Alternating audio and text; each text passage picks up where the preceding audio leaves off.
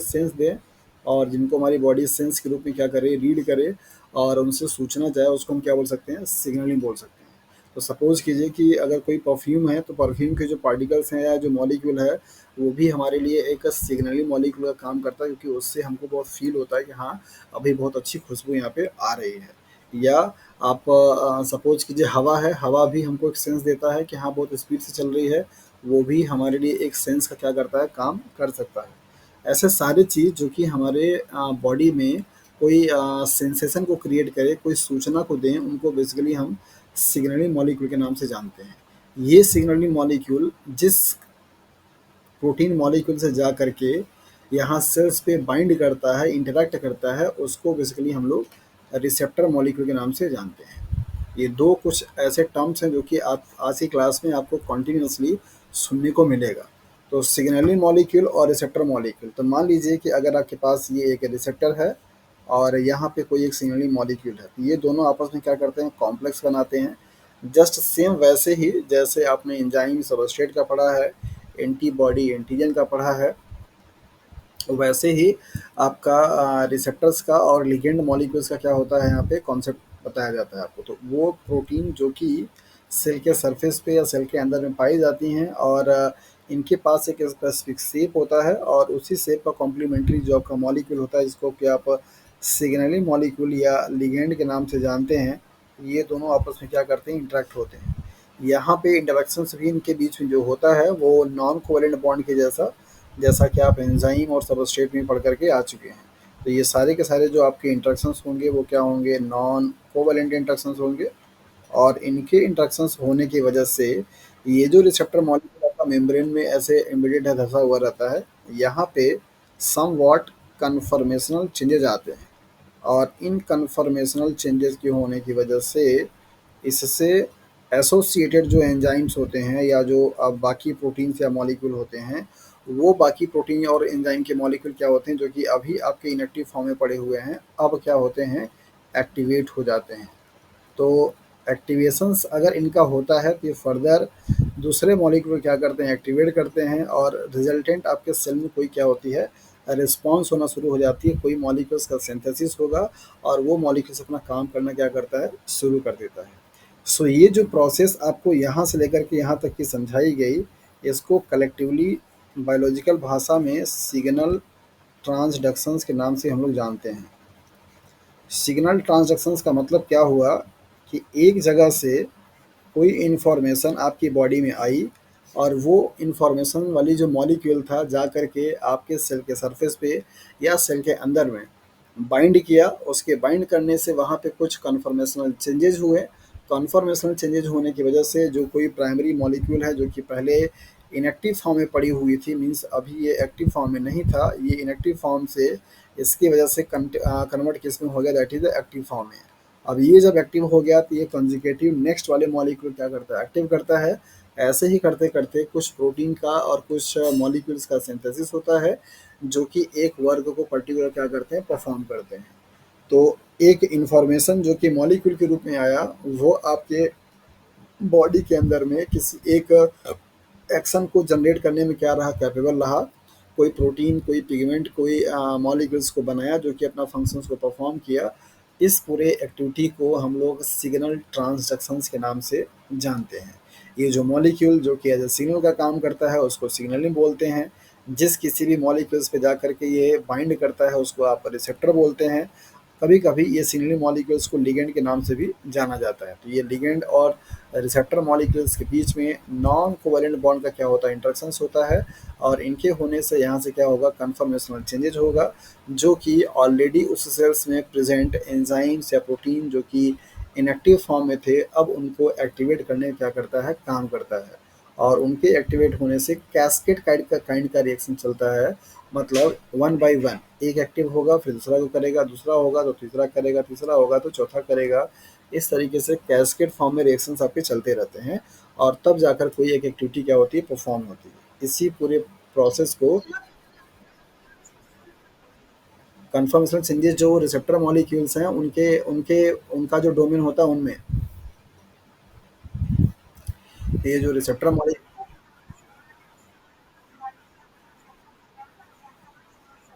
जी। जी हाँ, जैसे ये रिसेप्टर अभी आपको आगे दिखाएँगे भी, ये जो रिसेप्टर्स होते हैं वो मेम्ब्रेन में क्या होते हैं, ऐसे लगे हुए रहते हैं और इन मेम्ब्रेन से ये अटैच्ड कुछ एंजाइम्स होते हैं जिनका कि एसोसिएशन इन मेम्ब्रेन के इस रिसेप्टर के प्रोटीन के साथ में रहता है, जो कि नॉर्मल अवस्था में क्या है, ये इनएक्टिव फॉर्म में पड़े हुए हैं। लेकिन जैसे ही यहाँ पे रिसेप्टर मॉलिक्यूल आएगा, बाइंड करेगा, तो इसके इंटरैक्शंस की वजह से इनके जो बाकी जो डोमेन्स होते हैं, यहाँ पे क्या आता है, कन्फर्मेशनल चेंजेज़ आते हैं। इन चेंजेस की वजह से ये जो मॉलिक्यूल्स आपका अभी इनएक्टिव फॉर्म में पड़ा हुआ था, कन्वर्ट किस में हो जाता है, एक्टिव फॉर्म में। और जब ये आपका एक्टिव होगा, तो ये दूसरे वाले मॉलिक्यूल्स को भी क्या करता है, एक्टिव कर देता है। और दूसरा वाला मॉलिक्यूल्स अगर आपका जब एक्टिव होगा, तो ऐसे ये भी क्या करेगा, तीसरे मॉलिक्यूल्स को एक्टिव कर देगा। तो ये कोई फाइनली एक प्रोडक्ट को बनाता है जो कि अपना फंक्शन क्या करेगा, परफॉर्म करेगा। फॉर एग्जाम्पल जैसे मान लीजिए कि आपको एड्रेनलिन हार्मोन्स की अगर हम लोग बात कर लेते हैं कि एपिनेफ्रिन या नॉरएपिनेफ्रिन का बनना है। आपने किसी सांप को, किसी कुत्ते को देखा और वो देखना आपके मन में एक तरीके का सेंसेशन दिया। तो उस सेंसेशन जो थी आपके यहाँ पे रिसेप्टर पे बाइंड की और ये सारा का सारा प्रोसेस आपका यहाँ पे चला। ऐसे चलने से वो हार्मोन्स बना, जो हार्मोन्स आपका फ़ियर फाइट के टाइम पे क्या होता है, रिस्पॉन्सिबल होता है। ये हार्मोन अपना बनेगा और जा कर के सेल्स में जहाँ कहीं पे काम करना होगा, काम करेगा। तो इस पूरे प्रोसेस को मतलब यहाँ से लेकर के ये पूरा प्रोसेस, ये यहाँ तक के बनने के प्रोसेस को सिग्नल ट्रांसडक्शंस के नाम से जाना जाता है। ओके। तो सेल सिग्नलिंग में बेसिकली हम लोग क्या पढ़ देंगे, यही पढ़ेंगे कि सेल आपस में कैसे कम्युनिकेट कर रही है, कौन कौन सी प्रॉपर्टीज़ होती हैं सिग्नलिंग मॉलिक्यूल्स के, कौन कौन से प्रोसेसेस होते हैं सिग्नल ट्रांजैक्शंस में, कितने डिफरेंट टाइप के यहाँ पे सिग्नलिंग पाथवेज हो सकते हैं, उन सारे डिफरेंट पाथवेज का क्या स्पेसिफिक फीचर्स होते हैं, किस कंडीशन में किस काइंड के मॉलिक्यूल्स के लिए कौन सा पाथवे फॉलो होता है, ये सब कुछ आपको इस सेल सिग्नलिंग के पाथवे में पढ़ना है। हो सकता है कि टॉपिक बहुत लंबा है, कई सारे इसमें पाथवे पढ़ने हैं, तो आज की क्लास में ख़त्म ना हो पाए, लेकिन कोशिश हमारी यही रहेगी कि जितना भी चीज़ आप पढ़ें उसको अच्छे तरीके से समझ में आ जाए। तो अभी जो मैंने आपको यहाँ पे इस डायग्राम को बनाकर समझाने की कोशिश की, इसे मैंने बताया कि सेल सिग्नलिंग में एक्चुअली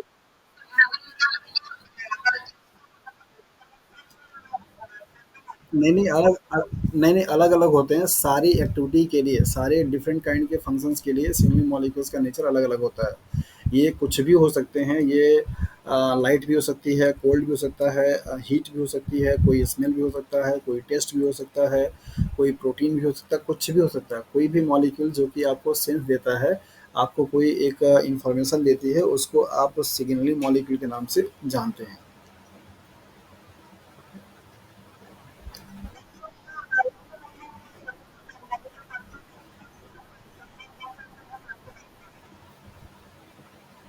आपके बॉडी के सेल के सरफेस पे रिसेप्टर्स पाए जाते हैं, सरफेस पे भी होते हैं और अंदर से भी होते हैं। अभी आपको पढ़ाएँगे रिसेप्टर्स के बारे में, तो आपको पता चलेगा कि रिसेप्टर्स की कैटेगरी होती है। 3 कैटेगरी के रिसेप्टर्स होते हैं, साइटोप्लाज्म में, न्यूक्लियस में और सेल के सरफेस पे, और इन तीनों का ही अलग-अलग अपना क्या होता है, रोल होता है। आपकी बॉडी में रिसेप्टर्स पहले से पाए जाते हैं, सिर्फ़ और सिर्फ़ सिग्नल मॉलिक्यूल्स क्या होते हैं, बाहर से आते हैं, एक्स्ट्रा सेलुलर। वो दोनों हो सकते हैं, इंट्रा सेलुलर भी हो सकता है, एक्स्ट्रा सेलुलर भी हो सकता है। आपके लिए जो एज अ सिग्नल का काम करेगा, एज अ सिग्नलिंग मॉलिक्यूल का काम करता है, वो मॉलिक्यूल आपका दोनों नेचर का हो सकता है। ओके। तो ये जो फाइनली ये डायग्राम मैंने बनाकर आपको बताया, इससे आपको मैं सिर्फ यही मैसेज कन्वे करना चाह रहा था कि सेल सिग्नलिंग का बेसिक जो कॉन्सेप्ट है वो क्या है ये सेल सिग्नलिंग। तो आपने यहाँ पे देखा कि किस तरीके से सेल बाहर के या अंदर के स्टिमुलस को या सूचनाओं को क्या करता है, रीड करता है, और रीड करने के बाद उसके रीडिंग के बाद वहाँ पे कुछ प्रोसेसेस होते हैं, उन प्रोसेस के थ्रू कोई एक एक्टिविटी क्या की जाती है, परफॉर्म की जाती है। इसी पूरे प्रोसेस को बेसिकली हम लोग सेल सिग्नलिंग या सिग्नल ट्रांसडक्शंस के नाम से जानते हैं। तो अब हम लोग देखेंगे यहाँ पे कि बेसिकली क्या-क्या वो टर्म्स हैं, क्या-क्या वो टर्मिनोलॉजी है जो कि आपके इस पूरे प्रोसेस में यूज़ होती है। सो टर्म्स एंड टर्मिनोलॉजी में पहला है आपका सिग्नल। तो सिग्नल का मतलब होता है सूचना। सूचना मीन्स स्टिमुलाई, कोई भी ऐसी चीज़ जो कि आपको इन्फॉर्मेशन देती है, आपके लिए स्टिमुलाई का काम करती है, उसको आप बेसिकली सिग्नल के नाम से जानते हैं। जैसा कि एग्ज़ाम्पल मैंने आपको बताया कि यहाँ पे ये कूल हो सकता है और यहाँ पे ये हॉटनेस भी हो सकती है, यहाँ पे ये कोई एयर भी हो सकता है, यहाँ पे कोई ये टेस्ट भी हो सकता है, कोई भी चीज़ हो सकती है, या स्मेल भी हो सकता है, राइट? लाइट भी हो सकती है। ये सारी चीज़ें आपके लिए एज अ सिग्नल का क्या कर सकती हैं, काम कर सकती हैं।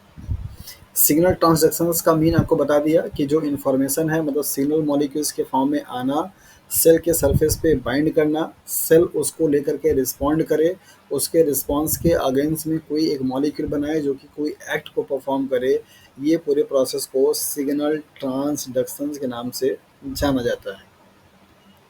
नेक्स्ट यहाँ पे दिया गया universal property of living cells. जितने भी डिफरेंट काइंड के लिविंग सेल्स के बारे में आप जानते हैं, चाहे वो आपका क्या हो, प्रोकैरियोटिक मीन्स बैक्टीरिया हो, या आपका फिर वो प्लांट हो, या फिर आपका वो एनिमल हो, या फिर आपके लोअर एनिमल में कोई भी आता हो, जितने भी all kind of living cells जितने भी होंगे उन सभी में सेल सिग्नलिंग की प्रोसेस क्या होती है। अलग अलग ऑर्गेनिज्म में इनका जो कॉन्सेप्ट है वो अलग होता है, लेकिन सेल को सेल से कम्युनिकेट करना या सेल बाहर के एटमॉस्फेयर से कम्युनिकेट करने की जो टेंडेंसी होती है, जो प्रॉपर्टी होती है, वो सभी में पाई जाती है। तो सेल सिग्नलिंग की जो प्रॉपर्टी है वो बेसिकली यूनिवर्सल प्रॉपर्टीज मानी जाती है लिविंग ऑर्गेनिज्म की। कोई ऐसी सेल नहीं है जहाँ पे सेल सिग्नलिंग का जो कॉन्सेप्ट है या सिग्नल ट्रांजैक्शंस का वो ना देखने को मिलता हो।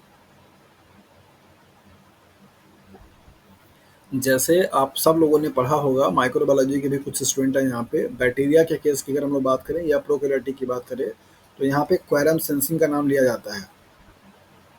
पढ़ा है आप लोगों ने?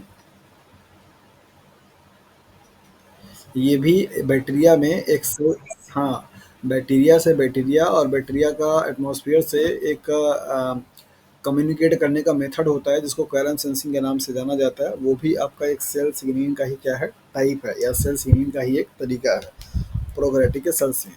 Receptors basically they are the chemically protein molecules होते हैं, और इनके पास बाइंडिंग एफिनिटी होती है, शेप प्रॉपर होता है एक स्पेसिफिक।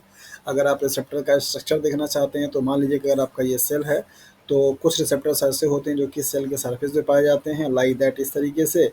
और बाकी कुछ जो होते हैं वो आपका ये सपोज पूरा साइटोप्लाज्म है और ये आपका न्यूक्लियस है, तो हो सकता है कि यहाँ पे ऐसे साइटोप्लाज्म में पाए जाते हों, हो सकता है कि न्यूक्लियस के अंदर में यहाँ पाए जाते हों, इस तरीके से मिल सकते हैं। तो रिसेप्टर का मतलब होता है chemically they are the proteins और ग्लाइकोप्रोटीन इन नेचर। तो ग्लाइकोप्रोटीन या प्रोटीन नेचर के हो सकते हैं, सेल के सरफेस पे भी पाए जाते हैं और सेल के अंदर भी पाए जा सकते हैं। सेल के अंदर में इनका दो लोकेशन होता है, या तो वो बेसिकली आपका साइटोप्लाज्म में होंगे और या तो क्या होंगे, न्यूक्लियस में होंगे। अगर देखा जाए तो ये जो रिसेप्टर मॉलिक्यूल्स होते हैं उनके पास एक स्पेसिफिक शेप होता है जो कि एक स्पेसिफिक लिगैंड मॉलिक्यूल से बाइंड करने के लिए क्या होता है, रिस्पॉन्सिबल होता है। और इनकी बाइंडिंग एफिनिटी ठीक ठाक होती है, अपने एक particular kind of sensory molecule से या सिग्नलिंग मॉलिक्यूल से क्या करते हैं, ये बाइंड करते हैं और फिर जाकर के आगे की जो प्रोसेस होती है वो परफॉर्म करते हैं। तो रिसेप्टर मॉलिक्यूल्स क्या है, आपने यहाँ पे देखा कि बेसिकली ये एक प्रोटीन मॉलिक्यूल होते हैं जो कि जिनका नेचर ग्लाइकोप्रोटीन या प्रोटीन भी हो सकता है। दूसरा है लिगेंड, जिसके बारे में आपको बता रहा था कि जो भी कोई मॉलिक्यूल यहाँ पर आकर के बाइंड करेगा उसको आप क्या बोलेंगे, लिगेंड बोलेंगे, और इसको आप क्या बोलेंगे, रिसेप्टर बोलेंगे, राइट। ओके, नेक्स्ट है आपका यहाँ पे मैसेंजर। ऐसे मॉलिक्यूल जो कि मैसेज को कन्वे करते हैं उनको आप मैसेंजर के नाम से भी जाना जाता है। तो जो सिग्नलिंग मॉलिक्यूल होते हैं उनको आप मैसेंजर मॉलिक्यूल के नाम से भी जानते हैं, सिग्नलिंग मॉलिक्यूल और मैसेंजर के नाम से भी जानते हैं। सो ये मैसेंजर जो आपके हैं वो दो तरीके के हो सकते हैं। पहला आपका प्राइमरी मैसेंजर हो सकता है, दूसरा आपका सेकेंडरी मैसेंजर भी हो सकता है। प्राइमरी मैसेंजर का मतलब होता है जो कि फर्स्ट टाइम पे इन्फॉर्मेशन को स्टिमुलाई दे रही है। मतलब जैसे अगर यहाँ वाले मॉलिक्यूल्स की अगर हम लोग बात करेंगे, जो आपका यहाँ पे इंटरेक्ट हो रहा होगा वो क्या होगा, आपका प्राइमरी मैसेंजर के नाम से जाना जाएगा। यहाँ पे बाइंड करने के बाद इन पे जो कन्फर्मेशनल चेंजेस आते हैं और यहाँ पे जो कोई इनएक्टिव मॉलिक्यूल्स पड़ा हुआ था अब वो बेसिकली क्या हुआ, एक्टिवेट हो गया। तो इस टाइम पे यहाँ पे बेसिकली अभी क्या करेगा, आगे की इन्फॉर्मेशन को कन्वे करेगा। तो ये वाला जो मॉलिक्यूल होगा वो सेकेंडरी मैसेंजर के रूप में एज अ ट्रीट किया जाता है। सो ऐसे सारे मॉलिक्यूल जो कि प्राइमरी जो मैसेंजर्स हैं उनके इंटरेक्ट होने के बाद उनका एक्टिवेशन अगर होता है तो उन मॉलिक्यूल्स को हम सेकेंडरी मैसेंजर के नाम से जानते हैं। जैसे ये वाला जो मॉलिक्यूल है वो डायरेक्टली आपका यहाँ पे अंदर में आएगा नहीं, डायरेक्टली आ नहीं सकता है, तो अपनी जो इन्फॉर्मेशन है उसने इलेक्ट्रिकल इम्पल्स के फॉर्म में या केमिकल कन्फर्मेशन के फॉर्म में क्या किया, चेंज किया, और जिसकी वजह से ये इन्फॉर्मेशन आगे क्या हुई, कन्वे हुई। तो जो आगे इन्फॉर्मेशन आपका कन्वे हुआ जिसके थ्रू, उसको हम लोग सेकेंडरी, और यहाँ पे जो पाया जाएगा उसको क्या बोलेंगे, प्राइमरी के नाम से जानते हैं। ओके। सो सेकेंडरी मैसेंजर कौन कौन से हैं, इनसे एग्जाम्पल में आपका सवाल दिया जाता है और पूछा भी जाता है, तो आप यहाँ पे ध्यान दीजिए। Cyclic A M P, C A M P आपका एग्जाम्पल है। साइक्लिक जी एम पी, हाँ जी।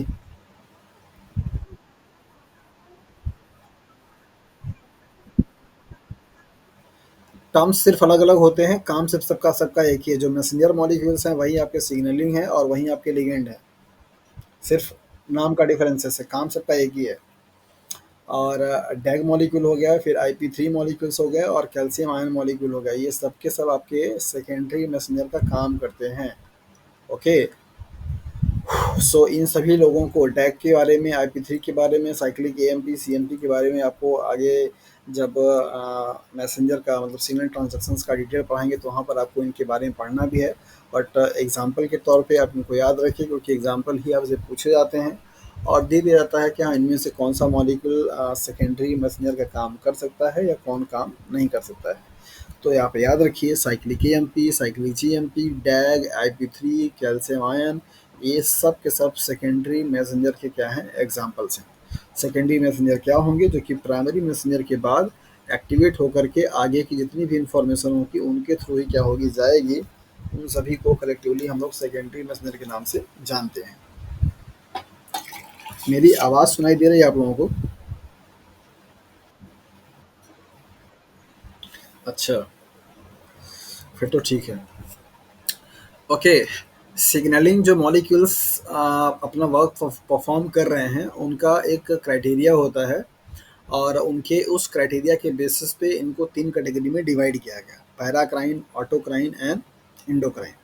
तो क्राइटेरिया का मतलब यही है कि जहाँ पे कहीं से भी आपका सिग्नलिंग मॉलिक्यूल आपका जनरेट हो रहा है, उसका जो एरिया है वो कितने डिस्टेंस पे काम करेगा, मतलब अपनी सेल्स पे काम करेगा, नियर बाई सेल्स पे काम करेगा, या फार वाली सेल्स पे काम करेगा, बहुत जो दूर बैठे हुए हैं उन सेल्स पे काम करेगा, उनके इस एक्टिविटी के बेसिस पे, मतलब कि जो भी सिग्नल मॉलिक्यूल हैं उनका जो एक्ट करने का लोकेशन है वो कहाँ पे हैं, उनके बेसिस पे इनको तीन कैटेगरी में क्या किया गया, डिवाइड किया गया। नंबर पहला पैराक्राइन। पैराक्राइन का मतलब होता है कि नियर बाई में काम करने वाले। दूसरा दूसरा है आपका ऑटोक्राइन, जो कि अपनी सेल्स, जो जिस सेल्स से बनेगा वही सेल्स पे क्या करेंगे, ये काम करेंगे। तीसरा है आपका एंडोक्राइन, बहुत दूर जाकर क्या करते हैं, काम करते हैं। तो अगर इनको आप फिगर से समझना चाहें तो आप समझिए, आगे भी आपको फिगर में देखने को मिलेगा कि मान लीजिए ये कोई सेल है, अगर ये वाली सेल्स कोई क्या करती है, बनाती है सिग्नल मॉलिक्यूल्स को, और इसने बनाया, और यहाँ पे कोई अगर नियर बाई में सेल्स है, आकर के यहाँ पे ये सिग्नल मॉलिक्यूल क्या किया, बाइंड कर गया, यहाँ पे काम कर गया। तो नियर बाई सेल्स में अगर होगा तो उसे आप क्या बोलेंगे, दैट इज पैराक्राइन बोलेंगे। अगर ये वाला मॉलिक्यूल, अगर ये वाला सेल्स अगर आपकी इस मॉलिक्यूल को बनाया और इसी पर आकर क्या किया, ये काम किया, तो आप क्या बोलेंगे, ऑटोक्राइन बोलेंगे। यहाँ पे बना और इसके बाद ये ब्लड स्ट्रीम के माध्यम से, मतलब ब्लड के थ्रू होता हुआ, आर्टरी से होता हुआ यहाँ पर आकर के कोई एक टारगेट सेल थी जिसपे आकर के इसने क्या किया, काम किया, टारगेट सेल। यहाँ पे मान लीजिए टारगेट सेल है आपकी, यहाँ पर आकर के काम करेगा, तो इसको बेसिकली हम लोग इंडोक्राइन सिस्टम या इंडोक्राइन सिग्नलिंग मॉलिक्यूल के नाम से जाना जाता है। तो इंडोक्राइन मतलब ब्लड इसको। हाँ।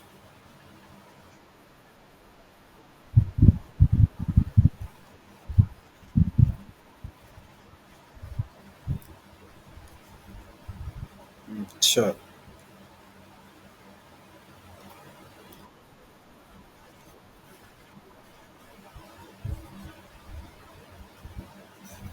किसी के पास है इनके सवाल का जवाब, कोई देना चाहता है?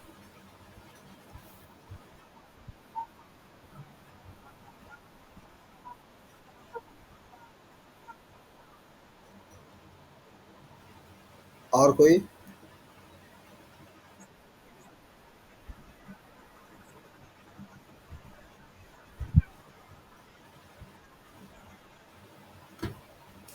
Very good. और कोई?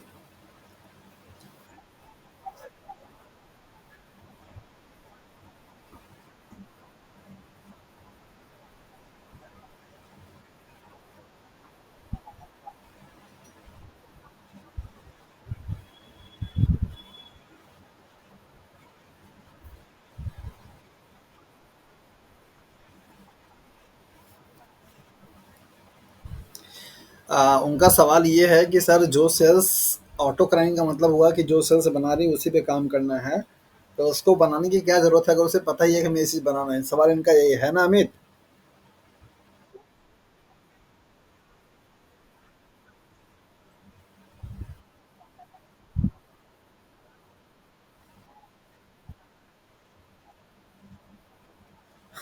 Very good. One one one. हाँ, हाँ, वन बाय वन उनको आप लोग समझाइए जो आप समझाना चाह रहे हैं। हाँ, बोलते रहिए, हम सुन रहे हैं। आकांक्षा कंटिन्यू। हाँ, हाँ,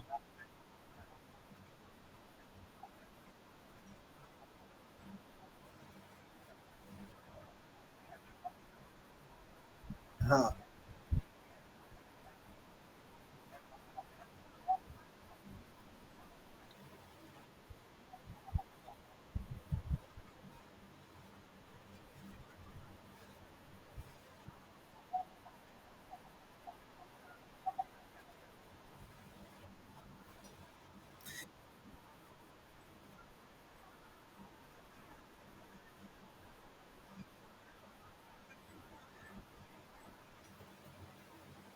अमित आपका आपको अभी भी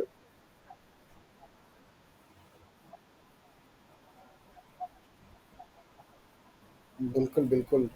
विदाउट इसीलिए ये प्रॉपर्टी यहाँ पे लिखी गई है, ये वाली लाइन।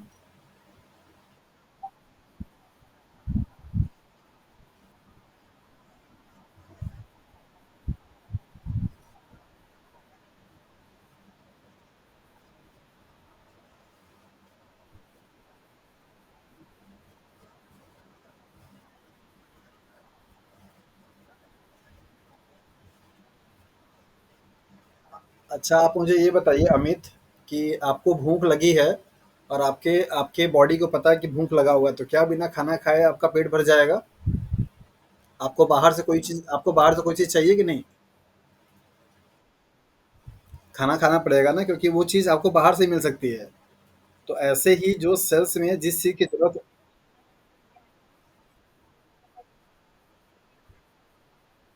बिल्कुल भाई, बिल्कुल, वही मैंने से सवाल पूछा ना कि आपको सेंसेशन तो मिल गई कि आपको भूख की ज़रूरत है, खाने की ज़रूरत है, तो क्या आप खाना अंदर से खा पाएँगे? नहीं। इस सवाल से मेरा मतलब ये था कि हर चीज़ को एक्टिवेट करने के लिए अलग-अलग मॉलिक्यूल ज़िम्मेदार होते हैं।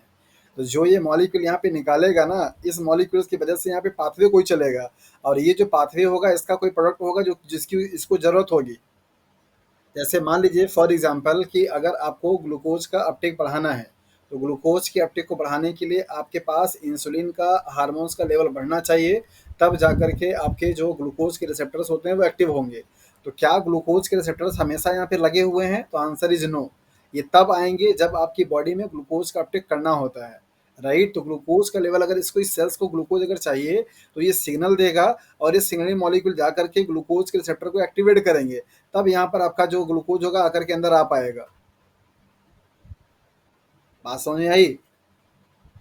अगर इस सेल्स को सपोज कीजिए कि किसी हार्मोन्स का लेवल बढ़ाना है, अगर उस हार्मोन्स का लेवल बढ़ाने की जरूरत उसको अगर महसूस हो रही है, तो वो ऐसे मॉलिक्यूल्स को यहाँ पे बनाएगा जो कि जा करके एक्टिवेट करेगा उस हार्मोन्स को बनाने के लिए।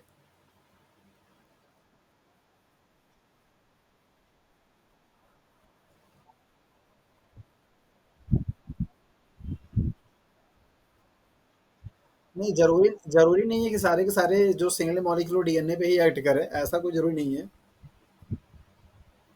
सारा का सारा सिग्नलिंग जो पाथवे है वो डीएनए तक जाए, ये कोई ज़रूरी नहीं है। आपके सेल्स में ऑलरेडी बहुत सारे मॉलिक्यूल्स होते हैं जो कि इनएक्टिव फॉर्म में होते हैं, उनको एक्टिव करके आप काम अपना कर सकते हैं, मतलब सेल्स कर सकती है। हर चीज़ के लिए डीएनए के पास जाना ज़रूरी नहीं है। सिग्नलिंग मॉलिक्यूल्स में अभी आप आगे पढ़ेंगे, आपको मिलेगा जानने के लिए कि जो इंट्रासोलर रिसेप्टर्स होते हैं जो कि न्यूक्लियस में पाए जाते हैं, वो डायरेक्टली जाकर के क्या करते हैं, जीन को एक्सप्रेशंस करते हैं। सारा सिग्नलिंग मॉलिक्यूल जीन के एक्सप्रेशंस को नहीं करता।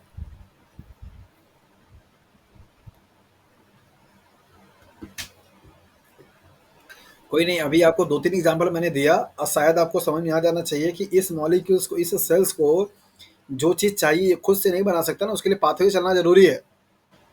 पाथवे को एक्टिवेट करने के लिए कोई एक सिग्नल चाहिए होगा, तब जाकर के ये बनाएगा। तो वही ये काम करता है कि अपने बॉडी से कोई ये सेल्स, कोई एक मॉलिक्यूल्स निकालेगा जो कि आकर के इस पे काम करेगा, और इसकी वजह से जो एंजाइम्स एक्टिवेट होंगे वो किसी पाथवे को क्या करेंगे, चलाएँगे। तब जाकर के उसकी ज़रूरत जो होगी उस सेल्स में उस टाइम पे वो पूरी हो पाएगी। वो ऑलरेडी पहले से नहीं बने हुए हैं, उनको एक्टिवेट करने के लिए किसी मॉलिक्यूल्स की रिक्वायरमेंट होती है। हाँ, दैट इज़ वाई ऑटोक्राइन की भी ज़रूरत होती है। सो ऑटोक्राइन, पैराक्राइन और इंडोक्राइन क्या है, ये आपको यहाँ फिगर से मैंने समझाया, अभी आगे भी आपको फिगर देखने को मिलेगा। उसके पहले नॉर्मली आप यहाँ पे समझ लीजिए कि अगर खुद की जो सेल्स होगी, अगर अपना अपना बना करके अपने पे ही काम करेगा तो उसे पैरा ऑटोक्राइन बोलेंगे। अगर ये वाली जो सेल्स बनाती है नियर बाई सेल्स पे काम करेगी उसे पैराक्राइन बोलेंगे। यहाँ वाले कोई सेल्स बनाए और बहुत दूर वाले सेल्स पे जाकर के काम करे तो आप उसे एंडोक्राइन के नाम से जानते हैं। सारे जो हार्मोन्स होते हैं वो सबके सब आपके एंडोक्राइन सिग्नलिंग की कैटेगरी में आते हैं, क्योंकि आप हार्मोन्स के स्टडी को एंडोक्राइन स्टडी या एंडोक्राइनोलॉजी के नाम से जानते हैं। एंडोक्राइन एंडोक्राइनोलॉजी बेसिकली बायोलॉजी की ऐसी साइंस होती है या बायोलॉजी का ऐसा ब्रांच होता है जहाँ पर आप हार्मोन्स और उनके फंक्शंस और उनके ऑर्गन्स के बारे में क्या करते हैं, स्टडी करते हैं। अगर ऐसा आप करते हैं तो बेसिकली, या ऐसा होता है तो आप उसे एंडोक्राइन के नाम से जानते हैं। सो ऑल द हार्मोन्स जो कि आपके प्रोटीन नेचर के हो सकते हैं, लिपिड नेचर के हो सकते हैं, प्रोटीन के डेरिवेटिव हो सकते हैं, ये सभी नेचर के होते हैं, उनको आप एंडोक्राइन की कैटेगरी में रखते हैं। कुछ आप बोल रहे थे अमित। हाँ, जस्टाक्राइन होता है जो कि बेसिकली अगर आप देखा जाए तो उसका मीन होता है कि जो सिग्नल मॉलिक्यूल्स होते हैं, जिन जो जो सेल्स आपकी प्रोड्यूस कर रही होती है, उससे वो डिफ्यूज़ नहीं होते हैं, राइट? वो सेल्स वही बियर करती है सिग्नल मॉलिक्यूल्स को और इंटरैक्ट हो जाती है रिसेप्टर से, जो कि एडजेसेंट वाले सेल से पाई जाती है। जैसे मान लीजिए कि यहाँ पे मैंने आपको बताया कि ये रिलीज़ करेगी, ये रिलीज़ नहीं करेगा। सॉरी, ये वाले जो आपके मॉलिक्यूल्स होंगे लाइक दैट, सपोज अगर आपका यहाँ पे ये कर रहा है तो ये जो सिग्नल मॉलिक्यूल्स होगा यहाँ पे डिफ्यूज करके बाहर नहीं जाता, ये सेल्स पे ही रहेगा, और इसके जो क्लोज प्रॉक्सिमिटी में पाए जाने वाली सेल्स होगी उसके जो रिसेप्टर्स होते हैं वो उस पर क्या करते हैं, बाइंड करते हैं, तो उसको आप बोलते हैं जस्टाक्राइन। हाँ, सेल जो क्लोज प्रॉक्सिमिटी में रहती हैं उनके बीच में चलने वाले सिस्टम को बेसिकली आप जस्टाक्राइन के नाम से जानते हैं। जब एक कोई सेल सिग्नलिंग मॉलिक्यूल को बनाए लेकिन ये डू नॉट डिफ्यूज, मतलब डिफ्यूज ना कर पाए सेल्स के बाहर, और इसके क्लोज प्रॉक्सिमिटी में पाए जाने वाली जो सेल्स होती हैं उनके पास जो रिसेप्टर्स होता है उससे क्या करेगी, इंटरेक्ट कर जाए ऐसे इसी सेल्स में रह करके, तो उसको आप बोलते हैं दैट इज द जस्टाक्राइन।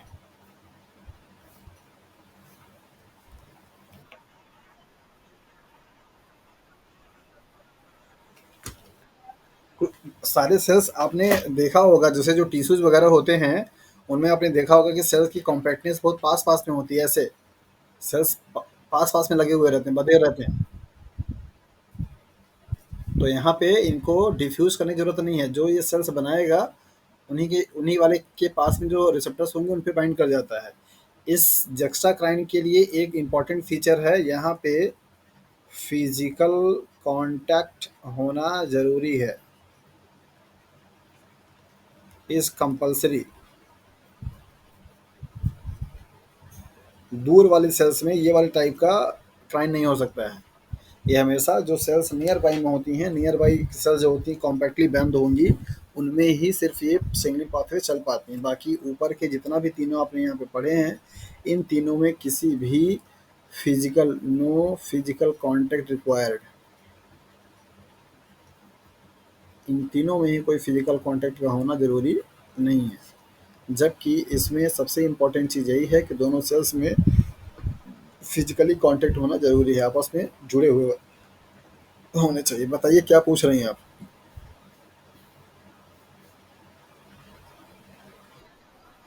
क्लियर हो गया? चलिए, तो वैसे ये इतना इम्पोर्टेंट नहीं है क्योंकि ये तीनों ज़्यादा आते हैं, लेकिन आप जानते रहिए, इन्होंने सवाल पूछा तो मैंने बता दिया कि ये 4 आपके सिग्नलिंग मॉलिक्यूल हो सकते हैं। ज़्यादातर आपसे इन दोनों से पूछे जाते हैं पार्ट बी वाले सवाल में। इसको तो सब कोई जानता है कि बेसिकली हार्मोन की स्टडी को ही हम बोलते हैं एंडोक्राइनोलॉजी। तो हार्मोन्स जितने भी होंगे सबके सब एंडोक्राइन सिग्नलिंग की कैटेगरी में आते हैं। ओके, देखते हैं यहाँ पे कि जो सिग्नलिंग मॉलिक्यूल्स होते हैं उनकी प्रॉपर्टीज क्या क्या होती है, किस बेसिस पे आप उनको बता पाते हैं कि हाँ उनकी क्या प्रॉपर्टी है।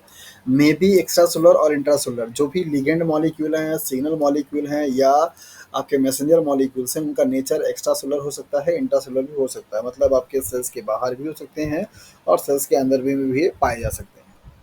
Extracellular molecules may be bind to the cell surface or intracellular receptors। मतलब कि आपका जो रिसेप्टर मॉलिक्यूल है वो हो सकता है कि यहाँ ऐसे सेल के सरफेस पे पाया जा सकता है। ऐसे भी हो सकता है कि यहाँ पे आपका जो साइटोप्लाज्म है, साइटोप्लाज्म में पाया जा सकता है, लाइक दैट। हो सकता है कि ये जो आपका न्यूक्लियस है, न्यूक्लियर पोर के बाद यहाँ पे भी आपका पाया जा सकता है। इस तरीके से पोजीशन की हो सकती है। तो एक्स्ट्रा सेलुलर मॉलिक्यूल्स के लिए जो रिसेप्टर्स होंगे वो सेल सरफेस पे भी हो सकते हैं, साइटोप्लाज्म में भी हो सकते हैं और न्यूक्लियस में भी पाए जा सकते हैं। 3 लेवल पे इनका क्या है होता है। तो उसी लिए बोला गया कि सेल सरफेस हो सकता है या इंट्रासेलुलर हो सकता है। मतलब ये दोनों जो होंगे वो इंट्रासेलुलर में आएंगे। तो इंट्रासेलुलर में 2 पार्ट होगा, आपका साइटोप्लाज्म होगा और न्यूक्लियस होगा। और ये तो आपका क्या होगा, आउटर होगा, मीन्स बाहर का। Very highly specific in nature, just like a protein, just like antigen and antibody, just like enzyme and substrate. They are also very highly specific in nature. That means what? Each kind of a receptor molecules can only bind to a specific kind of ligand or a specific kind of a messenger or a specific kind of a signal molecules. There is no crossover binding of a single molecule to the different kind of a receptor molecule. सो इनका nature बहुत बहुत ज़्यादा highly specific होते हैं और एक single kind के molecules के लिए एक सिंगल स्पेसिफिक क्या होगा, रिसेप्टर मॉलिक्यूल्स पाए जाते हैं। They are very low molecular weight and they are very effective in very low concentration, just like hormones. जिस तरीके से हार्मोन्स भी आपके बहुत ही लो कंसंट्रेशन से इफेक्टिव होते हैं, in the same way signalling molecule भी बहुत लो कंसंट्रेशन पे भी इफेक्टिव होते हैं, अपने काम को परफॉर्म कर जाते हैं। Okay, may be other protein, carbohydrate, lipid और अदर। इनका नेचर आपका कार्बोहाइड्रेट हो सकता है, प्रोटीन हो सकता है, लिपिड हो सकता है, या उनके डेरिवेटिव्स भी हो सकते हैं। तो जैसे पेप्टाइड हो सकता है, अमीनो एसिड हो सकते हैं, इनका ये सब नेचर हो सकता है। सो यहाँ पर आपको कुछ सिग्नलिंग मॉलिक्यूल्स की प्रॉपर्टीज़ के बारे में बताया गया, जहाँ पर आपने ध्यान दिया कि इनका नेचर जो है वो या तो मे बी इंट्रासेलुलर हो सकता है या तो एक्स्ट्रा सेलुलर हो सकते हैं। अब जो आपके रिसेप्टर मॉलिक्यूल्स हैं वो हो सकता है कि सेल सरफेस से पाए जाते हों या इंट्रासेलुलर में पाए जाते हों, और इनका नेचर बहुत हाईली स्पेसिफिक होगा, लो मॉलिक्यूलर वेट होते हैं। ये सारी प्रॉपर्टी आपको यहाँ पे बताई गई। फिगर में आपको यहाँ पे दिखाया जा रहा है ऑटोक्राइन, पैराक्राइन और एंडोक्राइन के बारे में, कि जब कोई भी सिग्नलिंग मॉलिक्यूल ऐसा हो कि जो सेल्स ये बनाए और उसी सेल्स पे आकर के अपना एक काम करे, तो आप उसको बोलते हैं ऑटोक्राइन। अगर ये बेसिकली जिस सेल्स से बन रहा है उसके नियर बाई सेल्स में काम करे तो उसे आप बोलते हैं पैराक्राइन। दूर जा कर के सर्कुलेटरी सिस्टम, ब्लड ब्लड के फ्लो के थ्रू अगर किसी टारगेट सेल्स पे जो कि काफ़ी डिस्टेंस पे रखी गई है या डिस्टेंस पे है, उस पे जाकर के काम करता है, तो उसे आप बोलते हैं इंडोक्राइन के नाम से जाना जाता है। जक्स्टाक्राइन का भी आप यहाँ फिगर बना सकते हैं कि मान लीजिए अगर आपका ये 2 सेल्स है लाइक दैट, इस तरीके से, तो इनसे निकलने वाले जो मॉलिक्यूल होंगे, ये ये मॉलिक्यूल यहाँ पे क्या होगा, आपका निकलेगा, मतलब बनेगा, और इसी के ऊपर पाए जाने वाले जो रिसेप्टर्स होंगे उससे क्या करेगा, बाइंड करेगा। तो इस तरीके के सिग्नल मॉलिक्यूल को बेसिकली हम जक्स्टाक्राइन के नाम से जानते हैं, जहाँ पे फिजिकल कांटेक्ट का होना ज़रूरी है। ये मान लीजिए सेल आपकी ए है, दूसरी सेल आपकी क्या है, बी है। ये लिगेंड मॉलिक्यूल्स और ये रिसेप्टर मॉलिक्यूल। ये चारों टर्म्स आपको अच्छे से क्लियर हो जाने चाहिए कि इनका क्या मीन है, और होपफुली कि हो भी गया होंगे। रिसेप्टर्स को आप यहाँ पे देख लीजिए कि क्या कॉन्सेप्ट है सेल सरफेस का, क्या कॉन्सेप्ट है इंट्रासेलुलर का। सो सेल सरफेस जैसा कि आप जानते हैं कि सेल के सरफेस पे पाया जाएगा, तो ये पूरा आपको दिखाई दे रहा है यहाँ से यहाँ। ये सेल सरफेस रिसेप्टर प्रोटीन्स हैं। ये वाले जो मॉलिक्यूल्स हैं वो हाइड्रोफिलिक सिग्नल मॉलिक्यूल्स होते हैं, और ये इनका आपका टारगेट सेल है। आप यहाँ पे ध्यान दीजिए कि ऐसे सारे मॉलिक्यूल जिनका नेचर बेसिकली कैसा होगा, हाइड्रोफिलिक। चूंकि हमारी मेम्ब्रेन जो होती है सेल की, वो किससे मिलकर बनी है, लिपिड की मिलकर बनी हुई है। सो लिपिड में ऐसे सारे मॉलिक्यूल जिनका नेचर हाइड्रोफिलिक होता है वो डिजोल्व नहीं हो पाते हैं, मतलब जो वाटर में सॉल्युबल होंगे वो वाले मॉलिक्यूल्स आपके लीवर में सॉल्युबल नहीं होंगे। तो लीवर मतलब लिपिड में, तो आपकी जो मेम्ब्रेन की लेयर होती है वो सबके सब क्या है, लिपिड के मिलकर के बनी होती है। तो ऐसे सारे मॉलिक्यूल्स लिपिड के लेयर को क्रॉस नहीं कर पाते। मान लीजिए कि अगर आपके यहाँ पे कोई मॉलिक्यूल है ये, और ये यहाँ से, ये कैसा मॉलिक्यूल है, हाइड्रोफिलिक मॉलिक्यूल है। ऐसा है हाइड्रोफिलिक। तो अगर ये हाइड्रोफिलिक मॉलिक्यूल है, तो ये आपका इस मेम्ब्रेन से क्रॉस नहीं कर पाएगा, क्योंकि इसका नेचर कैसा है, लिपिड का नेचर है। तो क्रॉस जब नहीं कर पाएगा तो यहाँ पे जरूरत किसकी पड़ेगी, एक ऐसे receptor molecule की. So all the molecules having hydrophilic in nature cannot directly cross the membrane of a cells. That is why there is a need of a certain molecules which can bind to those hydrophilic molecules on the cell surface. So ऐसे सारे molecules को हम cell surface receptor protein के नाम से जानते हैं। तो जितने भी मॉलिक्यूल, जैसे लाइक एज आपका प्रोटीन है, और फिर कार्बोहाइड्रेट है, पेप्टाइड है, अमीनो एसिड्स हैं, इन सब से बने हुए जितने भी आपके मॉलिक्यूल हैं वो सब के सब क्या होते हैं, वाटर में सॉल्युबल होते हैं। तो वाटर सॉल्युबल अगर होगा तो लिपिड में नहीं सॉल्युबल होगा, मतलब लिपिड में नहीं जा पाएगा। और लिपिड में जब डायरेक्टली नहीं जा पाएगा तो उसको क्या चाहिए होगा, एक कोई रिसेप्टर मॉलिक्यूल चाहिए होगा। तो उन सारे मॉलिक्यूल्स को के लिए कहाँ पाया जाएगा, सेल के सरफेस रिसेप्टर्स पाए जाते हैं। तो सेल सरफेस रिसेप्टर उनके लिए काम करता है जो कि आपके नॉन लिपिड टाइप के होते हैं, जैसे प्रोटीन हो गया, कार्बोहाइड्रेट हो गया, ये सब क्या नॉन लिपिड टाइप के हैं। तो अगर इनका नेचर ऐसा, किसी भी सिग्नल मॉलिक्यूल का नेचर नॉन लिपिड टाइप का होगा, तो वो आप कहाँ पे काम करेगा, सेल सरफेस पे काम करेगा। जस्ट उसका उल्टा इंट्रासेलुलर में काम करता है। चूंकि ये मेम्ब्रेन आपकी कैसी बनी हुई है, लिपिड की बनी हुई है। कैसी बनी हुई है, लिपिड की। तो ऐसे सिग्नल मॉलिक्यूल, जैसे मान लीजिए अगर आपका यहाँ पे ये सिग्नल मॉलिक्यूल है और ये जाना चाह रहा है यहाँ पे अंदर पे, इसका नेचर क्या होगा, हाइड्रोफोबिक।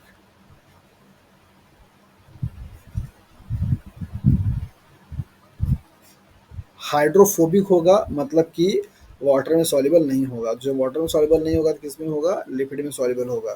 तो लिपिड वाले सॉल्युबल वाले को हम लोग क्या बोलते हैं, लायोफिलिक बोलते हैं। क्या बोलते हैं, lyophilic. Lipid loving.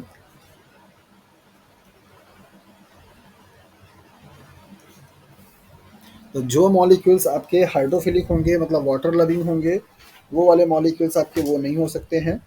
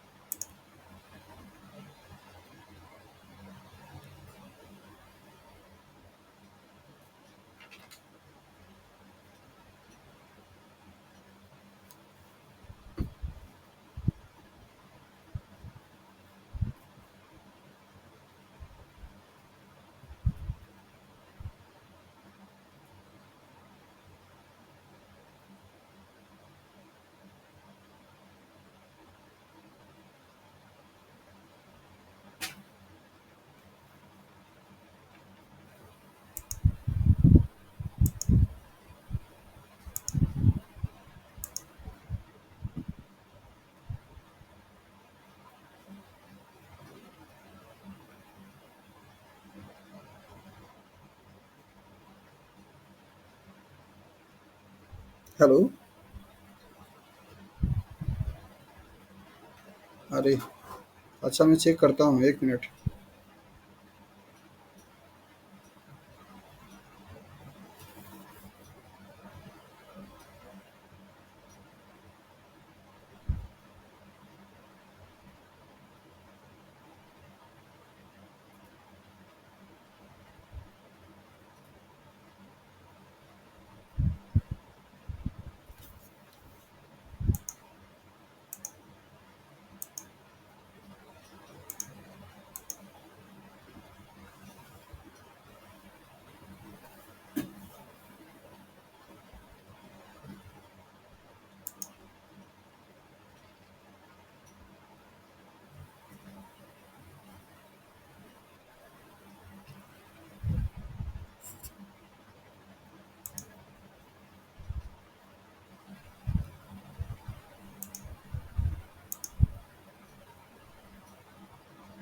Hello.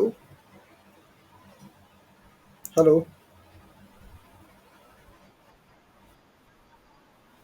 Okay okay okay. Okay, screen दिखाई दे रहा है। स्क्रीन स्क्रीन भी, हाँ दिखाई दे रहा है। ओके, तो कहाँ तक सुन पाए थे आप लोग? क्या ये हाइड्रोफोबिक और लाइपोफिलिक वाला जो कॉन्सेप्ट में समझा रहा था, समझ में आ गया था? ओके, तो ऐसे आप समझिए लॉजिकली कि जिन किसी भी मॉलिक्यूल्स का, मतलब जिन सिंगल मॉलिक्यूल्स का नेचर वाटर अगर सॉल्युबल होगा, तो मतलब वो लिपिड के मेम्ब्रेन को क्रॉस नहीं कर पाएंगे, मतलब मेम्ब्रेन से डायरेक्टली क्रॉस नहीं कर सकते हैं। तो ऐसे मॉलिक्यूल्स के लिए उनको क्या होगा, सेल के सरफेस पे ही रिसेप्टर चाहिए होगा।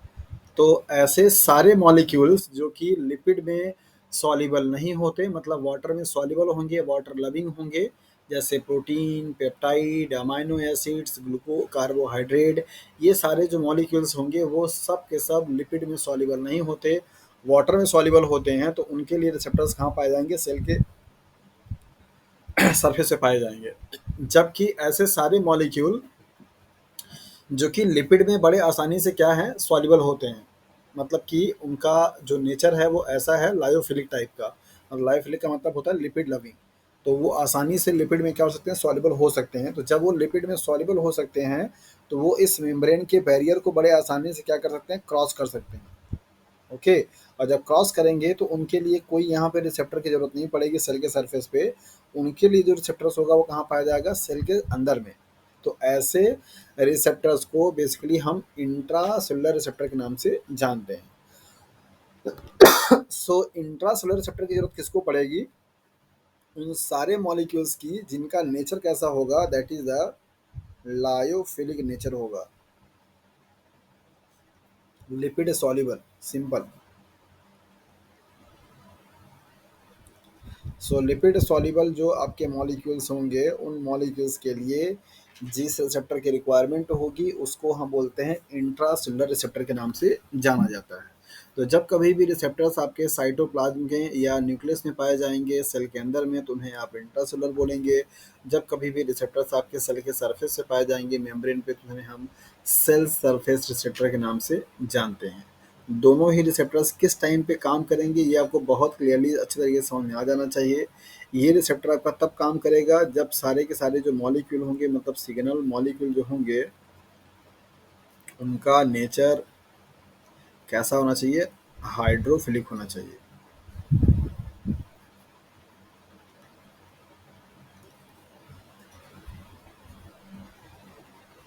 एग्जाम्पल के तौर पे protein, peptide, amino acids and carbohydrate.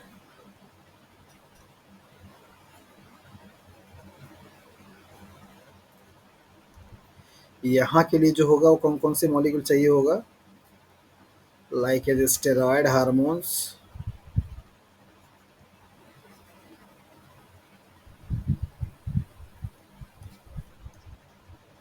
या lipid soluble molecule. So intracellular और cell surface, autocrine, paracrine, endocrine, juxtacrine, क्या ये सारे जो टर्म्स हैं वो सबको क्लियर हो गए? कोई दिक्कत नहीं है इसमें? तो दिक्कत अगर नहीं है तो जरा एक सिंपल सा मेरा सवाल है, उस सवाल का आप सब लोग मुझे जवाब दीजिए। फॉर एग्जांपल मान लीजिए कि किसी एक बेबी की जो एज है, बेबी नहीं, किसी एक बॉय की जो एज है वो मान लीजिए 14 ईयर का हो रहा है, और उसमें सेकेंडरी सेक्सुअल कैरेक्टर क्या हो रहे हैं, डेवलप हो रहे हैं।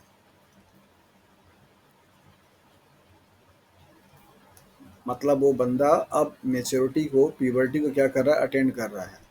सो उसके इस स्टेज को, डेवलपमेंटल स्टेज को अटेंड करने के लिए जो साइकिल चलेगी या जो रिसेप्टर्स यूज़ होंगे वो कौन से वाले होंगे? मतलब इंट्रासेल्युलर होंगे या सेल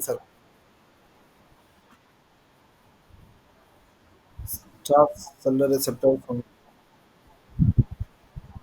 वेरी गुड।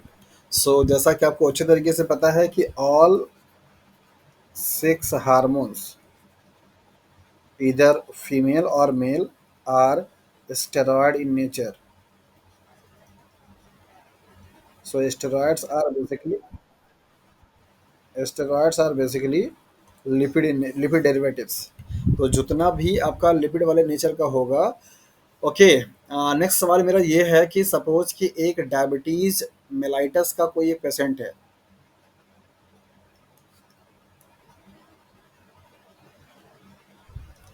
ओके। सो डायबिटीज मेलाइटस के पेशेंट के में क्या होता है कि उनकी बॉडी में इंसुलिन हार्मोन्स का बनना जो है वो कम हो जाता है, इसकी वजह से ग्लूकोज का मेटाबॉलिज्म नहीं होता।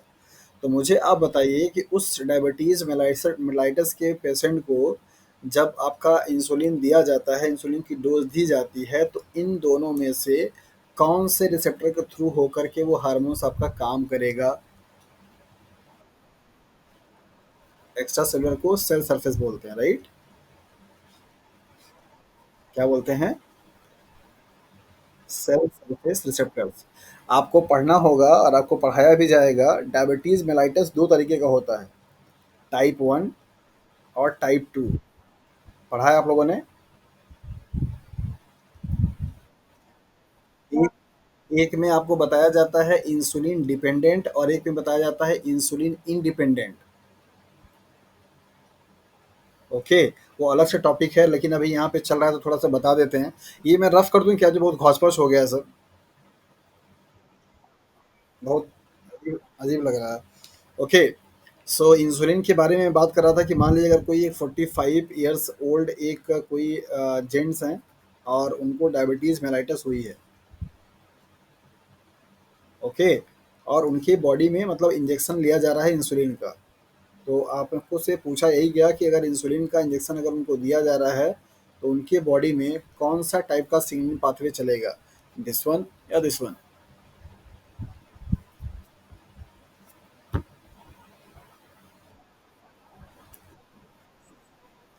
सेल सरफेस मतलब दिस वन, राइट? तो क्या अभी आप लोग अपनी अपनी बॉडी में जो भी कोई चीज़ आप खाते हैं या जो भी कोई चीज़ आप ले रहे हैं, उनके अकॉर्डिंग जो अगर सिग्नलिंग पाथवे चलेगी, अभी बताने में कैपेबल हैं? बता पाएंगे?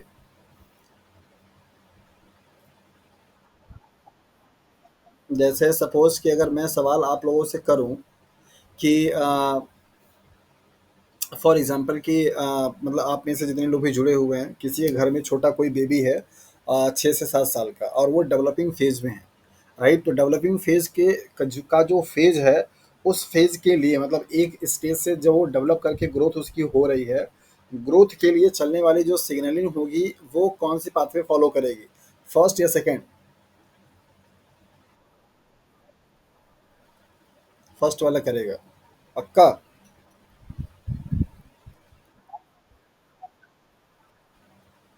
हाँ बिल्कुल। ग्रोथ हार्मोन्स बेसिकली आपके हाइड्रोफिलिक नेचर के होते हैं। वो जो हार्मोन्स हैं उनका नेचर पेप्टाइड नेचर का होता है और एमिनो एसिड के नेचर के होते हैं। चलिए, तो मतलब मिला जुला करके ये आ गया। अच्छा मुझे आप बताइए, किसी चीज़ की खुशबू या किसी चीज़ का स्मेल आपको अगर फील हो रहा है, तो वो कौन से टाइप के रिसेप्टर से के थ्रू जाकर काम करेगा?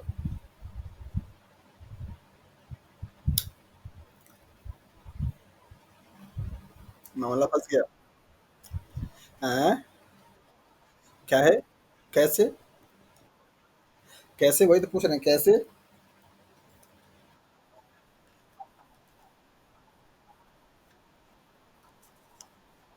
हम्म।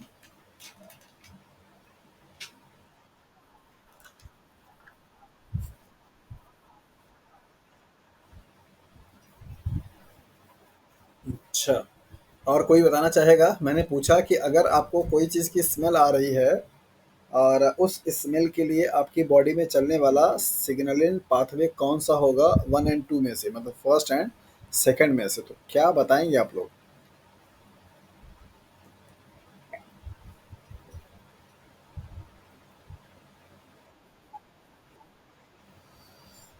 सवाल मेरा यही है कि आपको कोई स्मेल की फीलिंग हो रही है, कोई बदबू आ रही है कहीं से, बगल से कोई चीज़ स्पॉइल हो रहा है, या कोई अच्छी खुशबू ही आ रही है, परफ्यूम की खुशबू आ रही है, तो उस फ्रेग्रेंस की जो खुशबू है, आप जब उसे इनहेल कर रहे हैं, आपको बहुत प्लीजेंट स्मेल वो आ रही है, उसका उसके लिए आपकी बॉडी में चलने वाला जो सिग्नल पाथवे होगा वो क्या होगा?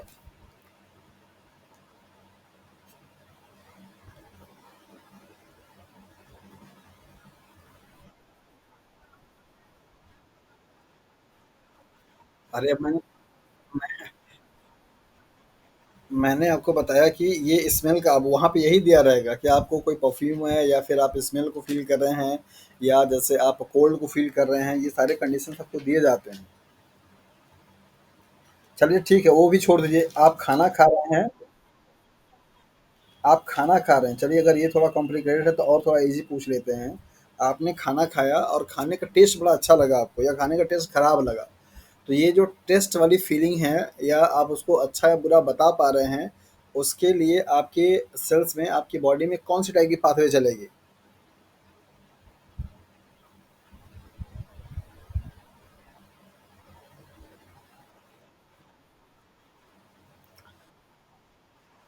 ओके, तो मतलब कि अभी फ़िलहाल अगर मैं समझूँ तो आप लोगों को ये बात अच्छे से समझ में आ गई है कि इंट्रासेल्युलर रिसेप्टर की पाथवे कब चलेगा और सेल सरफेस का पाथवे का रिसेप्टर कब चलेगा, है ना? मतलब आपको इन सारे के लिए, चाहे स्मेल का हो, चाहे टेस्ट का हो, चाहे मतलब खुशबू का हो, इन सभी के लिए, या जैसे आप लाइट देखते हैं तो लाइट से भी आपको सेंसेशन मिलती है ना कि हाँ यार, बड़ी लाइट इरिटेट कर रही है या बड़ा अच्छा लाइट है। इन सभी के लिए आपको आगे पढ़ाया जाएगा, एक रिसेप्टर है जिसका नाम है GPCR, जी प्रोटीन कपल्ड रिसेप्टर्स, और ये सेल सरफेस के रिसेप्टर का सबसे बड़ा एग्जाम्पल। हाँ, ये जो जितने भी आपके ऑल्फैक्टरी का मतलब होता है स्मेल को मतलब सेंस करने वाले के लिए।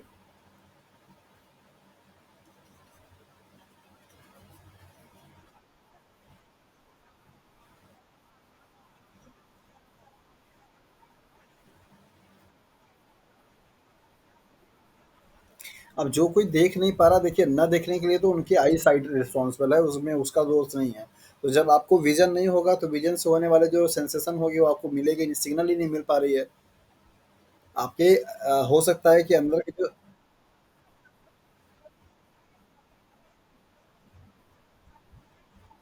नहीं नहीं, जैसे कहने का मतलब ये हुआ कि सिग्नल को लेने के लिए आपका देखना जरूरी है ना? कोई चीज़ को देख के ही आपको अच्छा लगता है, कोई चीज़ को देख के आपको बुरा लगता है। तो वो जो साइट है, मतलब जो देखना है, वो बेसिकली आपके स्टिमुलाई के लिए क्या है, एक मेजर फैक्टर है। उसके बाद अंदर में आके बॉडी में सारे रिएक्शंस चलेंगे। तो आप पहले ही स्टेज पे, मतलब कि जो बंदे ब्लाइंड होते हैं वो चीज़ों को देख नहीं पा रहे हैं, तो इसका मतलब ये हुआ कि उनको सेंसेशन वहाँ से आगे मिलेगी नहीं। ऑल फैक्ट्री वाले भाई हाँ,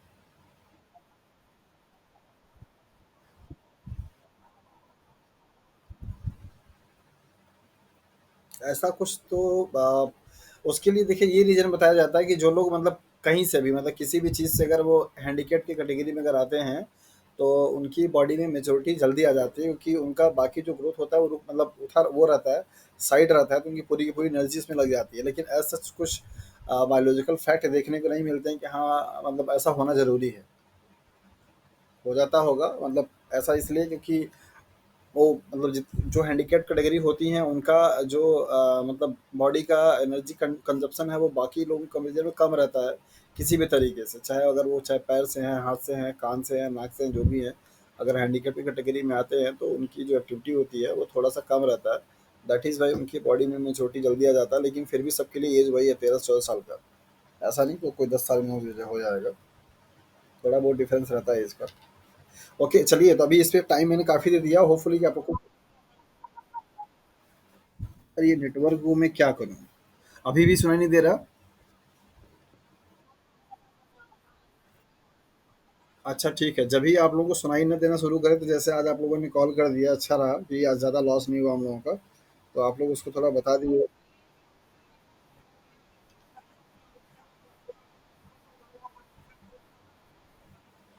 उसमें सेल सरफेस रिसेप्टर काम करेगा। जीपीसीआर एक रिसेप्टर है जो कि स्मेल के लिए, फ्रेग्रेंस के लिए, लाइट के लिए, टेस्ट के लिए, खाना पीना जो आप खाती हैं उसके लिए जीपीसीआर रिसेप्टर्स आपके काम करते हैं।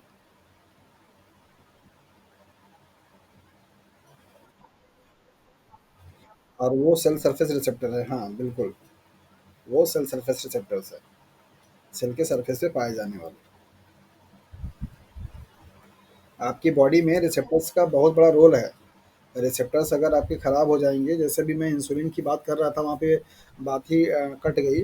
अदरवाइज कि आपको पता चलता कि मैक्सिमम जो पेशेंट हैं डायबिटीज़ के, उनके बॉडी का मतलब कि जो पेंक्रियाज सेल्स है वो ख़राब नहीं होती है। अभी चलिए यहाँ पे समझा देते हैं। दो चीज़ें रिलेट करती हैं इंसुलिन के अंदर डायबिटीज़ के पेशेंट का। जैसा कि आपको बताया जाता है कि हाँ, जो आपकी पेंक्रियाज की जो सेल्स होती हैं, उन पेंक्रियाज का सेल्स का बीटा जो सेल्स होती है वो ख़राब हो जाती है, जिसकी वजह से आपका इंसुलिन का प्रोडक्शन नहीं हो पाता है, राइट? ये कुछ केसेस में होता है। अगर ऐसा होता है, जैसे मान लीजिए आपका ये पेंक्रियाज है, यहाँ से क्या निकल रही है आपकी इंसुलिन, और इंसुलिन हार्मोन्स ग्लूकोज के मेटाबॉलिज्म के लिए क्या होता है, रिस्पॉन्सिबल होता है।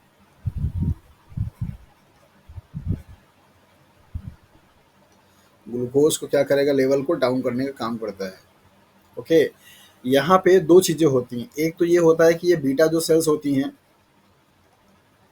बीटा सेल्स ऑफ लैंगरहैंस, सो इनका जो सेल्स होता है वो क्या होता है, डैमेज हो जाता है। अगर ये डैमेज हो जाएगा तो ये इंसुलिन का प्रोडक्शन होगा नहीं। इंसुलिन का प्रोडक्शन अगर नहीं होगा तो ग्लूकोज का मेटाबॉलिज्म भी नहीं हो पाएगा। एक पाथवे तो आपका ये होता है। जब ऐसा होता है तो इसको आप बोलते हैं इंसुलिन डिपेंडेंट डायबिटीज मेलाइटस।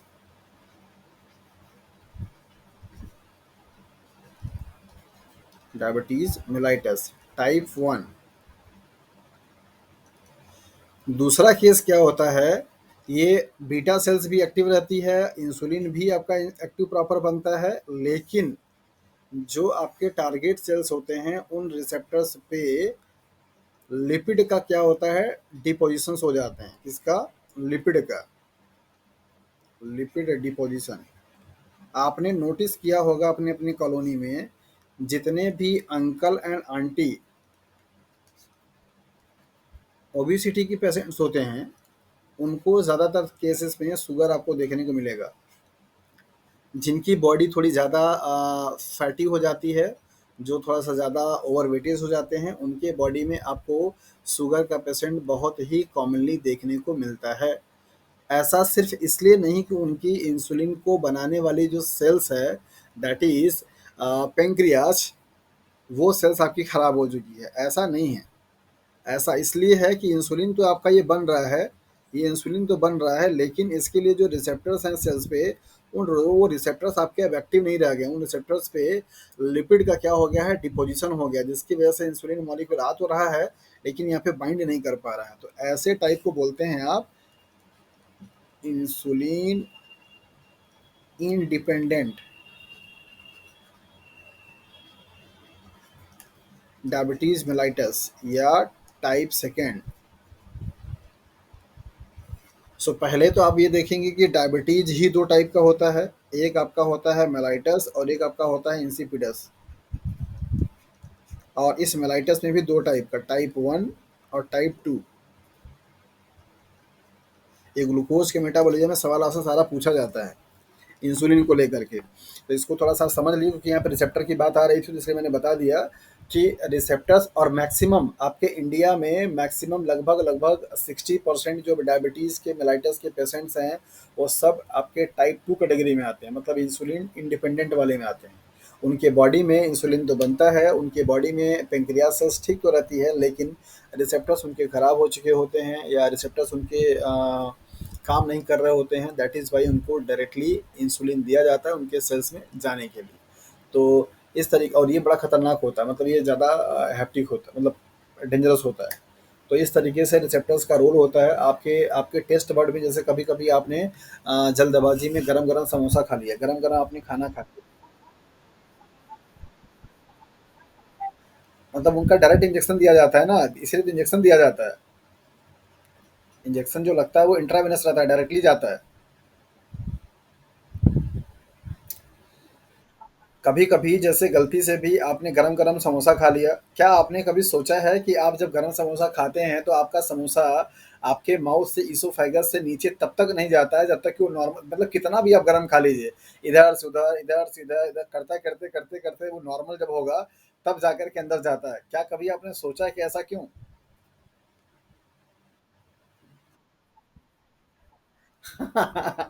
अच्छा तो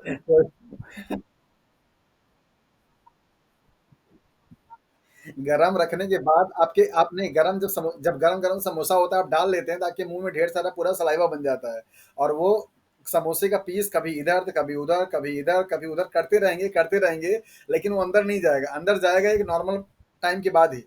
कभी सोचा है ऐसा क्यों?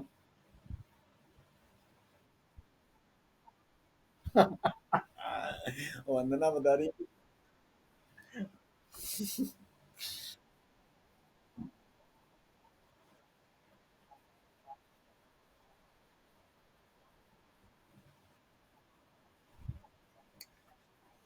जी हाँ, आपकी बॉडी किसी भी चीज़ को तभी अंदर इनटेक कर सकती है जब उसका टेम्परेचर आपके बॉडी के टेम्परेचर के इक्विवेलेंट या लोअर हो, जैसे 37 डिग्री सेल्सियस। हाँ,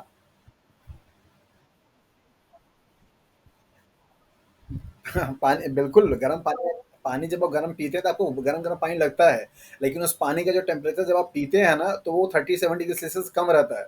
लेकिन चूँकि आपके अंदर का जो मतलब अंदर का जो आपका लिक्विड है, वो उसके कंपैरिज़न में काफ़ी कूल होता है, दैट इज़ व्हाई आपको फ़ील होता है वो। लेकिन आप एकदम हॉट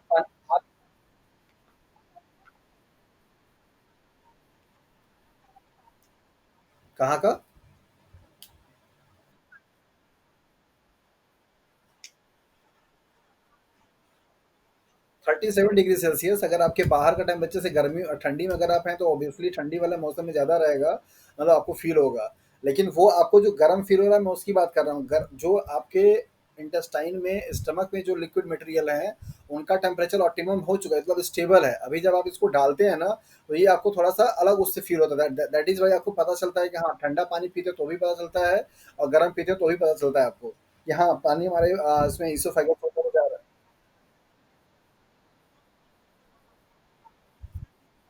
काहे गरम खाना आप कहाँ खा पाती हैं? जब एकदम जलता हुआ खाना तो आप खाना तब भी खा पाती हैं जब वो नॉर्मल टेम्परेचर पे आता है।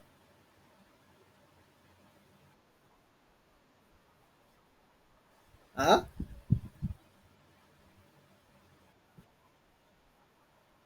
मैंने बताया तो आपकी बॉडी किसी चीज़ को तभी अंदर ले सकती है जब उसके उसका टेम्परेचर आपकी बॉडी के टेम्परेचर के या तो बराबर हो या तो लोअर हो। ठंडी चीज़ आप खाते हैं, आप आसानी से खा लेते हैं, कोई दिक्कत वैसा नहीं होता, लेकिन फिर भी थोड़ा बहुत नॉर्मल करने में टाइम लगता है। ऐसे एकदम एकदम ठंडा चीज़ आप नहीं खा पाएँगे।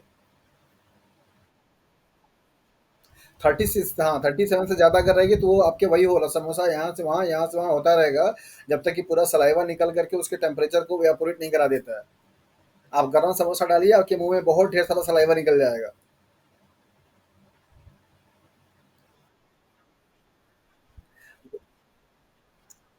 अरे भाई चाय आप गरम जो पीते हैं चा चाय जो गरम आप पीते नहीं, चाय जो गरम आप पीते हैं उसका टेम्परेचर नॉर्मल ही रहता है। आप एकदम गरम चाय एकदम नहीं पी पाएँगे। पीते हैं तुरंत जीभ जल जाती है आपकी। पूरा पता लगा पूरा इसोफेगस की जो एपिथेलियल है वो भी खराब हो जाती है।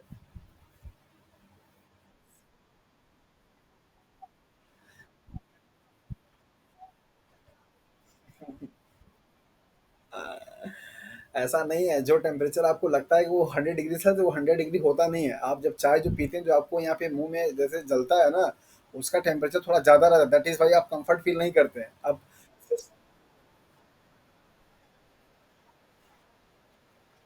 हाँ, ऐसा होता है, मतलब जो आपके जो जैसे आपने कभी-कभी नोटिस किया होगा कि गलती से जैसे जो लोग चाय पीने के आदती नहीं है, अगर वो गलती से गर्म चाय पी लें तो उनका उनका पूरा जीभ का जो टेस्ट होता है ना, कुछ दिन के लिए खराब हो जाता है। मतलब उनको कुछ रीड नहीं हो पाता। वो वो ऐसा इसलिए हो जाता है ना क्योंकि आपके रिसेप्टर्स जो होते हैं वो कुछ टाइम के लिए इनएक्टिव हो जाते हैं। उनको टाइम लगता है धीरे-धीरे फिर से एक्टिव होने में। दैट इज़ व्हाई आपको 1 दिन, 2 दिन तक आपको कोई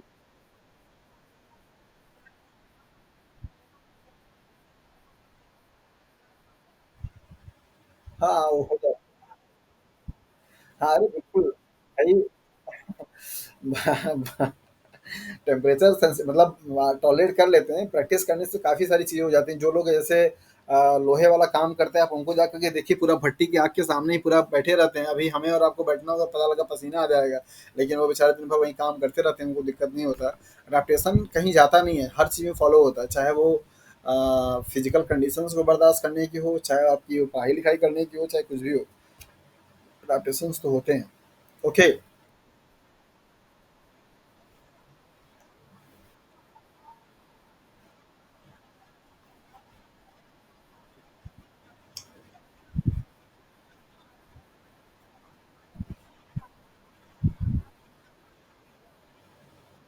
नहीं नहीं, ऐसा नहीं है, बिल्कुल नहीं है।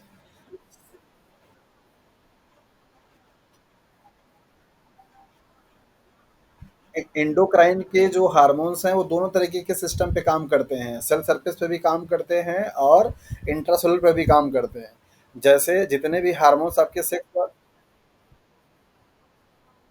हाँ हाँ बिल्कुल, जो वो आपको पढ़ाया गया ऑटोक्राइन, एक्सोक्राइन और इंडोक्राइन का, उनके भी रिसेप्टर्स आपके दोनों तरीके से काम करते हैं। सिर्फ फर्क सिर्फ इतना होता है कि वो नियर बाय पे काम करते हैं और ये दूर पे काम करता है। मॉलिक्यूल्स के जो नेचर होगा उसके बेसिस पे उनके रिसेप्टर सेल सरफेस पे भी पाएंगे और इंटरसेलुलर पे भी पाए जाएंगे।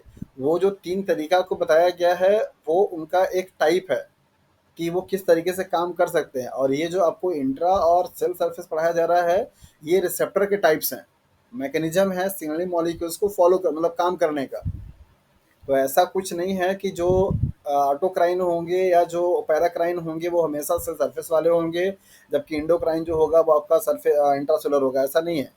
सभी टाइप के जो टाइप्स हैं वो सभी दोनों टाइप के हो सकते हैं, सेल सरफेस भी हो सकते हैं और इंट्रासेलुलर भी हो सकते हैं। इंडोक्राइन के लिए भी आप थायराइड हार्मोन्स पढ़ेंगे, आप थाइमस के हार्मोन्स पढ़ेंगे, एड्रिनल ग्लैंड के हार्मोन्स पढ़ेंगे, पेंक्रियाज के पढ़ेंगे, ये सभी आपके सेल सरफेस वाले होते हैं। जबकि बाकी जो हार्मोन्स होते हैं वो सब के सब कहाँ पे इंट्रासेलुलर पे होते हैं। ऐसे ही वहाँ के लिए भी है, वो सिर्फ आपको टाइप है, उसके बेसिस पे कोई कैटेगरी नहीं है कि हाँ ये वाले यहाँ के लिए होंगे, ऐसा लॉजिक नहीं लगाइएगा। ओके। हाँ, और कोई सवाल?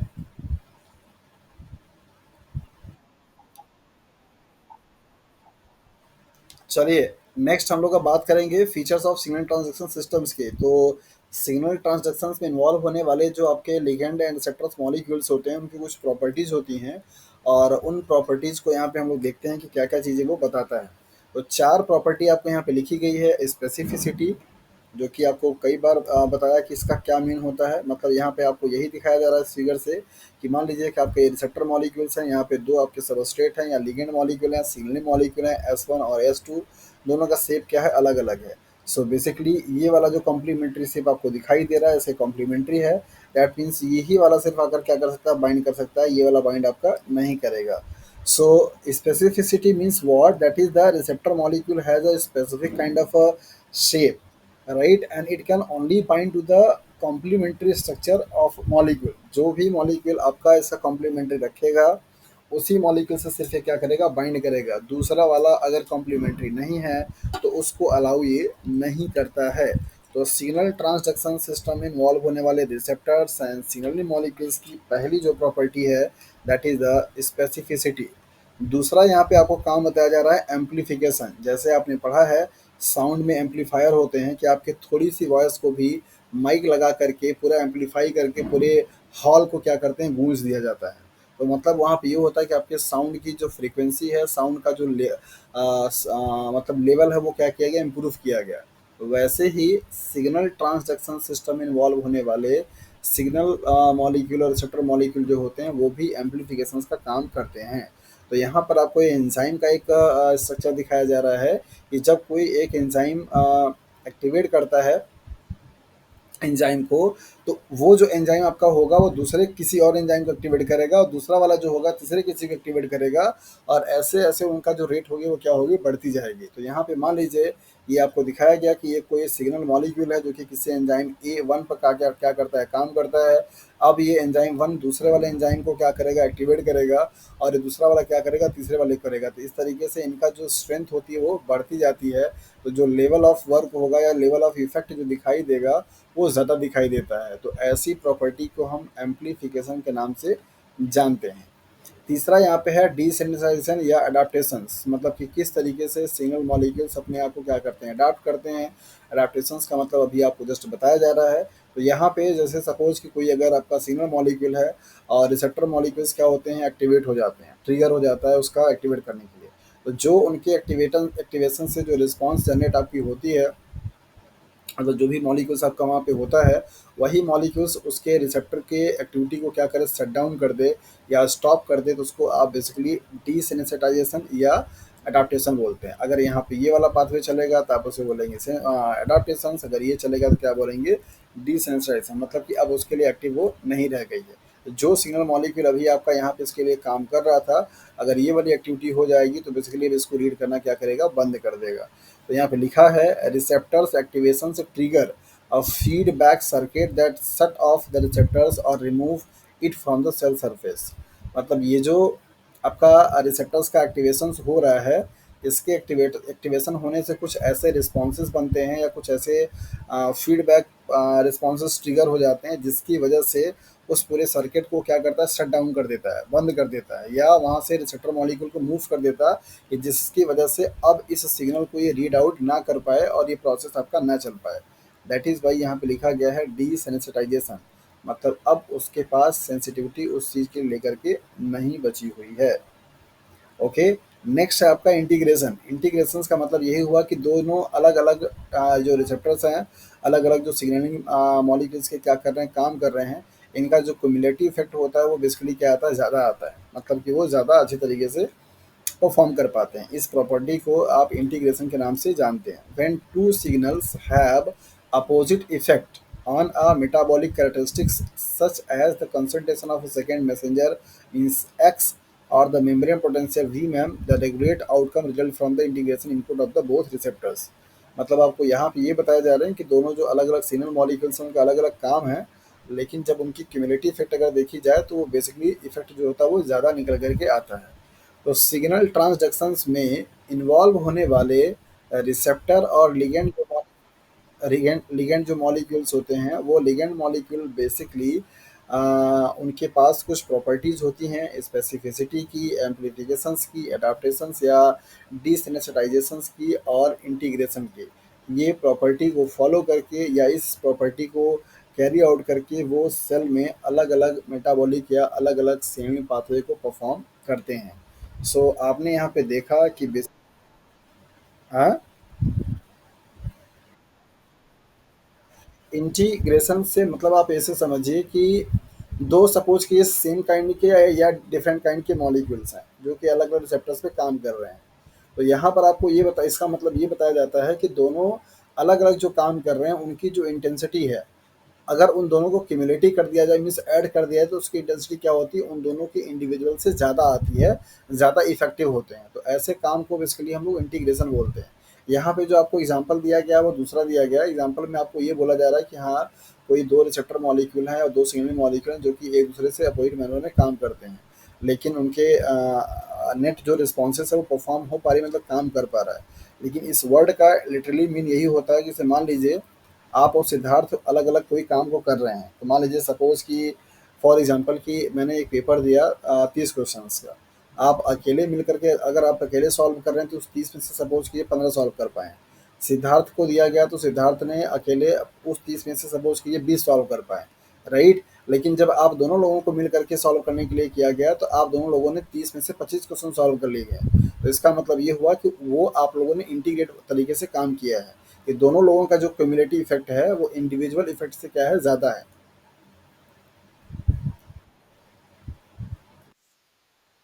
ओके, तो अभी तक आप लोगों ने बेसिकली ये देखा कि जो रिसेप्टर सिग्नल मॉलिक्यूल्स होते हैं उनकी प्रॉपर्टी क्या होती है, उनके टाइप्स कैसे होते हैं, रिसेप्टर्स क्या होते हैं, रिसेप्टर का टाइप कैसा होता है, ये सारे सब कुछ आप लोगों ने यहाँ पे देख लिया। नेक्स्ट हम लोग मूव करेंगे रिसेप्टर्स के बारे में। उनका केमिकल नेचर कैसा होता है, क्या क्या प्रॉपर्टी उनकी होती है। Chemically they are the protein और ग्लाइकोप्रोटीन्स। जितने भी रिसेप्टर मॉलिक्यूल्स होंगे उनका नेचर बेसिकली क्या होगा, ग्लाइकोप्रोटीन्स होगा, मीन्स कार्बोहाइड्रेट के डेरिवेटिव्स होंगे प्रोटीन के साथ में, या फिर वो प्रोटीन्स होंगे। May be at cell surface और साइटोसोलिक और न्यूक्लियर, हो सकता है कि उनका पोजीशन सेल के सरफेस पे होगा या साइटोसोलिक या न्यूक्लियर पे पाए जाएंगे। Specific for a particular kind of ligand, जैसा कि आपको पहले बता रहा था कि वो बहुत ही स्पेसिफिक होते हैं एक specific kind of ligand molecules के लिए। Cell surface receptors and intracellular receptors, ये दो कैटेगरी।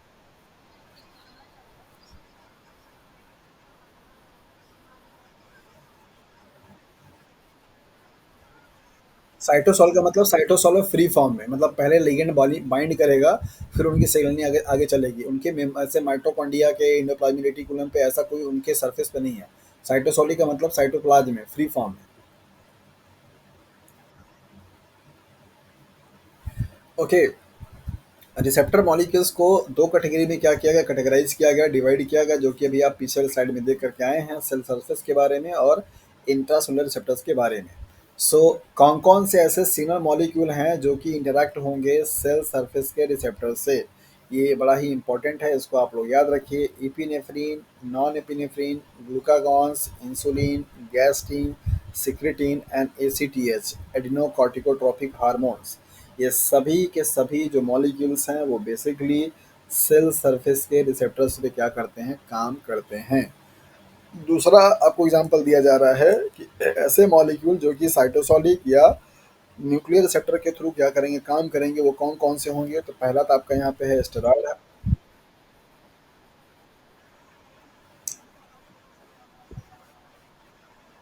नहीं, सबके बारे में नहीं बताएंगे, सबके बारे में नहीं पढ़ना है। जब इनका मतलब जो सेल सिग्नलिंग के टाइप्स होते हैं उनके बारे में जब पढ़ाएंगे तो कोई एक एग्जांपल आपको वहाँ पे दिया जाएगा कि जैसे सेल सरफेस को पढ़ाना है तो एक कोई एग्जांपल होगा कि उस एग्जांपल को थोड़ा आपको पूरा उसका जो मैकेनिज्म होगा समझाया जाएगा। सारे आपको जो एग्जांपल दिएंगे इन सब के बारे में नहीं पढ़ना और ना ही हम पढ़ाएंगे।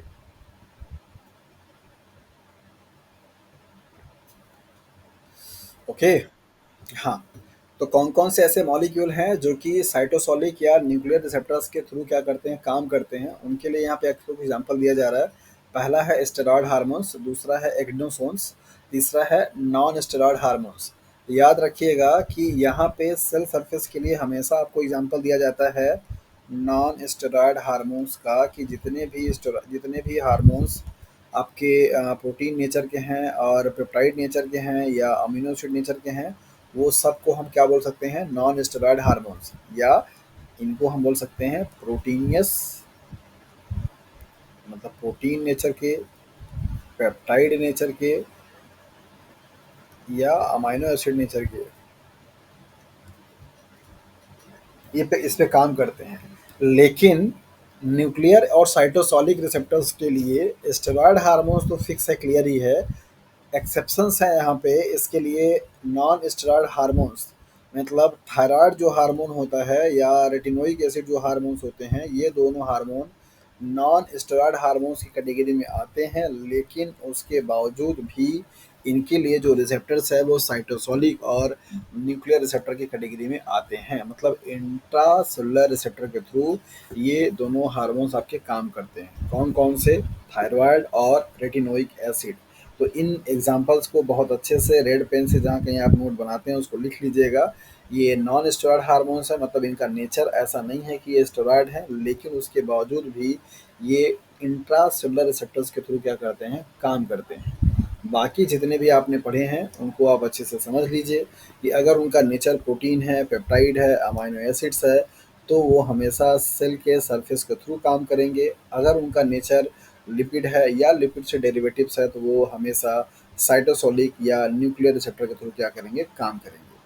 सो यहाँ पर हम लोग देखेंगे कि कौन कौन से वो सिक्स मैकेनिज्म हैं या पाथवे हैं जिनके थ्रू आपकी सेल सिग्नलिंग क्या है, चलती है। तो सिक्स बेसिक मैकेनिज्म या सेल सिग्नलिंग मैकेनिज्म्स कौन कौन से वो हैं, उनका क्या नाम है और किस तरीके से वो काम करते हैं, उनको यहाँ पे हम लोगों को देखना है। सो नंबर पहला है गेटेड आयन चैनल्स, और नंबर दूसरा है रिसेप्टर्स एंजाइम्स, नंबर तीसरा है रिसेप्टर्स प्रोटीन, नंबर चौथा है न्यूक्लियर रिसेप्टर्स, नंबर पाँचवा है receptors that lack enzymatic activities, and number छठवां है adhesion receptors that interact with the macromolecules. तो ये छः डिफरेंट टाइप के, मतलब ये कैटेगराइज किया गया है उनके बेसिस पे और उनके टाइप ऑफ मॉलिक्यूल्स जो कि इंटरेक्ट हो रहे हैं एज अ सिग्नल और एज अ लिगैंड मॉलिक्यूल्स के रूप में उनकी कैटेगरी में क्या किया गया, डिवाइड किया गया है। तो एक बार तो एग्जाम में सवाल यही पूछा गया था कि सिग्नलिंग पाथवे में कितने डिफरेंट टाइप के पॉसिबल पाथवे हो सकते हैं। या कितने डिफरेंट टाइप के मैकेनिज्म हैं जिससे कि सिग्नल पाथवे आपकी चलती है। तो आप यहाँ पे याद रखिए कि ये 6 बेसिक सिग्नलिंग मैकेनिज्म हैं, और जितना भी आप एग्जाम्पल पढ़ेंगे, जहाँ कहीं पे भी पढ़ेंगे, इन्हीं 6 में से क्या है आपको पढ़ने को मिलेगा। मतलब वो जो पाथवे होगी वो कहीं न कहीं इन्हीं 6 में से क्या करेगी, बिलॉन्ग करेगी। वैसे तो अभी आपको यहाँ पे एग्जाम्पल भी लिखा गया है कि गेटेड आयन चैनल के लिए क्या एग्जाम्पल होगा, स्टाइल कोलिन रिसेप्टर्स, और इसके लिए क्या काम होगा, दैट इज इंसुलिन रिसेप्टर्स। इसके लिए एपिनेफ्रिन, स्टेरॉयड हार्मोन्स और रेगुलेटिंग प्रोटीन्स, ये सारे लिखे गए हैं। लेकिन अभी आप इनका सिर्फ नाम जानिए, आपको वन बाय वन छवों के बारे में क्या है पढ़ना है, और यहाँ से आपके एग्जाम में सवाल आते हैं। सो पहले आप यहाँ पे देख लीजिए इन 6 का जो स्पेसिफिकेशन दिया जा रहा है उनके बारे में कुछ-कुछ स्टेटमेंट है कि कैसे आपका जो जी कपल्ड रिसेप्टर प्रोटीन है वो काम करती है, रिसेप्टर टायरोसिन जो है कैसे काम करता है, या गोनोरिन साइक्लेज कैसे काम कर सकता है, गेटेड आयन चैनल कैसे काम करेगा, या अडहेसन वाला कैसे काम करता है। तो जी प्रोटीन मीन्स जीपीसीआर से आप बोलते हैं, उसका काम करने का तरीका अलग है। मतलब कि ये सारे जो 6 आपको मैकेनिज़्म है पढ़ाए जा रहे हैं उनका तरीका अलग-अलग है। क्या अलग है इसको आपको थोड़ा-सा शॉर्ट में पहले आपको देखना है, फिर उसके बाद वन बाय वन हम लोग सब पे इंडिविजुअली आएँगे। तो यहाँ पर आपको दिखाया जा रहा है कि जो जी प्रोटीन्स होती है वो अगर देखा जाए तो बेसिकली वो एक जीटीपी डिपेंडेंट एक्टिवेट और इनएक्टिवेट होने वाली क्या है, एंजाइम होती है। मतलब कि प्रोटीन का सिस्टम होता है, जहाँ पे जीटीपी उसको क्या करता है, एक्टिवेट करने का काम करता है। तो यहाँ पे जैसे आपको एग्जांपल दिया जा रहा है कि ये मान लीजिए सपोज आपका रिसेप्टर मॉलिक्यूल है, और यहाँ पे ये एल क्या है, लिगेंड मॉलिक्यूल है। ये लिगेंड मॉलिक्यूल आएगा और ये मेम्ब्रेन है, यहाँ पर आएगा तो बेसिकली इससे क्या करेगा, बाइंड करेगा। और बाइंड करने के बाद आपका यहाँ पे जी प्रोटीन्स होती है जो कि इस रिसेप्टर से क्या है, एसोसिएटेड होती है। तो जैसे ये लिगेंड मॉलिक्यूल आपका बाइंड करता है, इनमें कन्फर्मेशन चेंजेस आते हैं जिसकी वजह से ये जो जी प्रोटीन होती है वो क्या होती है, एक्टिव हो जाती है।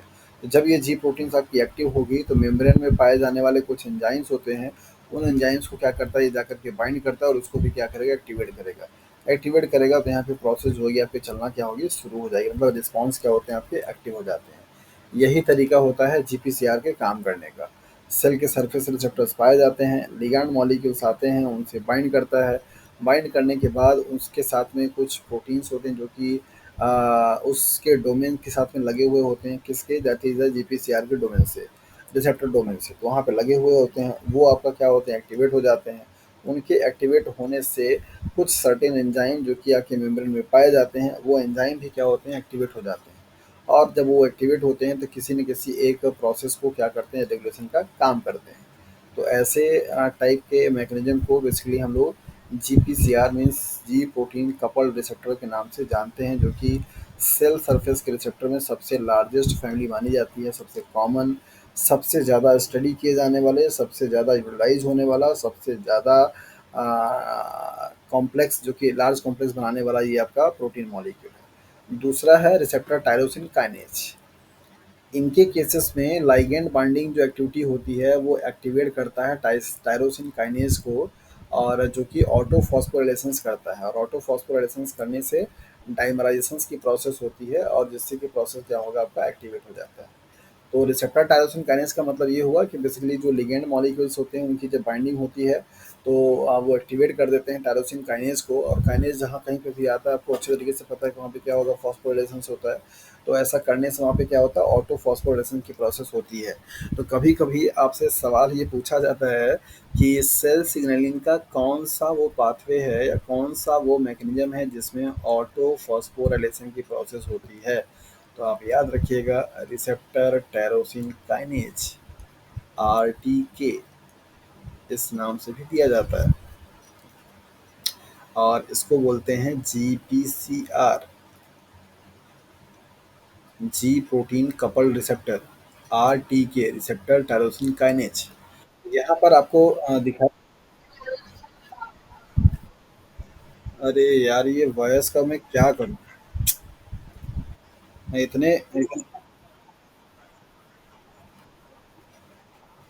अच्छा ओके, फिर तो ठीक है। मैंने यहाँ पे आपको ये बताया कि आपके एग्ज़ाम्स में कई बार ये सवाल पूछे जाते हैं कि सेल सिग्नलिंग के कौन से मैकेनिज़्म में या कौन से टाइप में ऑटो फॉस्फोराइलेशंस की प्रोसेस जो होती है वो होती है। आप याद रखिएगा, इसका नाम है रिसेप्टर टायरोसिन काइनेज, जिसको आरटीके बोलते हैं। और इस वाले को जो मैंने आपको बताया इसको जीपीसीआर बोलते हैं, जी प्रोटीन कपल्ड रिसेप्टर रिसेप्टर्स होते हैं जो कि सेल सरफेस के एग्जांपल्स हैं। तो ऑटोफॉस्फोर यहाँ पे आपको वही बताया गया कि जब कभी भी लिगेंड मॉलिक्यूल्स क्या करेगा, बाइंड करेगा, तो वो एक्टिवेट कर देता है टायरोसिन काइनेज एक्टिविटी को, और टायरोसिन जो काइनेज एक्टिविटी जब एक्टिवेट होती है तो वहाँ पे ऑटोफॉस्फोराइलेशन हो जाता है और लिगेंड मॉलिक्यूल्स एक्टिव हो जाता, मतलब जो रिसेप्टर मॉलिक्यूल्स होते हैं वो एक्टिव होते हैं और ये काइनेज की कैसेट क्या होती है, चल जाती है। यहाँ पे आप देखिए लिखा हुआ है kinase activate the transcription factors altering gene expressions. तो जब कभी भी आपका ये ऑटो, ये वाला जो सिंबल है वो बेसिकली किसके लिए है, एक्टिव के लिए है, और ये वाले सिंबल किसके लिए है, दैट इज द इनएक्टिव के लिए है। एक्टिव होगा तो काइनेज कैस्केड चलेगा और काइनेज की वजह से बेसिकली आपका क्या होगा, न्यूक्लियस के अंदर में आकर के जो यहाँ पे कुछ ऐसे सेगमेंट पाए जाते हैं जिनको बेसिकली आप बोलते हैं रेस्पॉन्सिव एलिमेंट।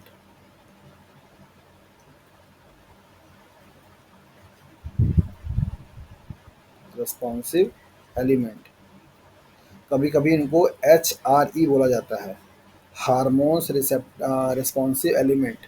यहाँ पर आकर के बाइंड करते हैं, ये बेसिकली कुछ फैक्टर्स होते हैं जो कि ट्रांसक्रिप्शंस को क्या करते हैं, एक्टिवेट करने का काम करते हैं। उन ट्रांसक्रिप्शंस के फैक्टर को एक्टिवेट करेगा और तब जा करके वहाँ पे ट्रांसक्रिप्शंस होना शुरू होगा, जिससे कि आपका एमआरएनए बनेगा, एमआरएनए से क्या बनेगा कि प्रोटीन बनेगी, और ये प्रोटीन किसी एक स्पेसिफिक काम को, किसी स्पेसिफिक फंक्शंस को परफॉर्म करने के लिए क्या होता है, रिस्पॉन्सिबल होता है। तो रिसेप्टर टायरोसिन काइनेज के थ्रू जितने भी मॉलिक्यूल्स काम करते हैं उनका तरीका यही होता है कि पहले वो लिगेंड मॉलिक्यूल सरफेस से पाए जाने वाले रिसेप्टर्स क्या करेंगे, बाइंड करेगा। बाइंडिंग करने के बाद वहाँ पे टायरोसिन काइनेज एक्टिविटी क्या होती है, एक्टिवेट हो जाती है ऑटोफॉस्फोरिलेशंस के थ्रू, और अगर जब काइनेज एक्टिविटी एक्टिवेट होती है तो वो कुछ ट्रांसक्रिप्शन फैक्टर को क्या करता है, एक्टिवेट करता है, और ट्रांसक्रिप्शन फैक्टर आकर के न्यूक्लियस में जो डीएनए है वहाँ पे बाइंड करते हैं, और बाइंड करने के बाद आपका क्या होता है, जीन का एक्सप्रेशन होना शुरू हो जाता है। तीसरा हम लोग आते हैं रिसेप्टर्स ग्वानोलिल साइक्लेज। इनका तरीका है, ये आपको जो एटीपी एनर्जी यूज हो रही है उसको एज अ जीटीपी यूज करते हैं, और जीटीपी को कन्वर्ट करते हैं साइक्लिक जीएमपी में, जो कि यहाँ पे सेकेंडरी मैसेंजर का क्या करता है, काम करता है। So ligand binding to the extracellular domain of a stimulus formation of a second messenger that is a cyclic GMP। अब ये जो सेकेंडरी मैसेंजर होता है वो बाकी आपके कैसेट को क्या करता है, चलाता है, मीन्स आगे जो भी मॉलिक्यूल्स होंगे उनको सिग्नल देगा, उनके थ्रू कोई काम परफॉर्म क्या होगी, होगी। तो इस वाले रिसेप्टर का मतलब इस वाले मैकेनिज्म की पहचान क्या है, आइडेंटिटी क्या है, यहाँ पे हमेशा आपका साइक्लिक जो जीएमपी होगा वो एज अ सेकेंडरी मैसेंजर का काम करेगा, और वही इंट्रासेलुलर में होने वाले जो सेलुलर एक्टिविटीज़ होती है उनको क्या करता है, इनिशिएट करने का काम करेगा। लिगेंड के बाइंड होने से सिर्फ और सिर्फ वो क्या होगा, आपका एक्टिव हो जाएगा, किसको एक्टिव करेगा, जीटीपी को, और जीटीपी कन्वर्ट किस में हो जाएगा, साइक्लिक एएमपी में, राइट। तो ऐसा होने, ऐसी जो फीचर है वो किसकी है, रिसेप्टर गोनोसिल साइक्लेज की है। इसके बाद चौथा है आपका गेटेड आयन चैनल का, और जैसा कि आपको पता ही है कि आयन जो चैनल होते हैं वो ओपन एंड क्लोज दोनों हो सकते, होते रहते हैं कंडीशंस के अकॉर्डिंग। तो यहाँ पर क्या दिया गया, open and closes in response to the concentration of a signal ligand और मेम्ब्रेन पोटेंशियल। तो गेटेड आयन जो चैनल होंगे वो बेसिकली जब उनकी जरूरत होगी तो वो ओपन होंगे, नहीं होगा तो क्लोज हो जाएंगे।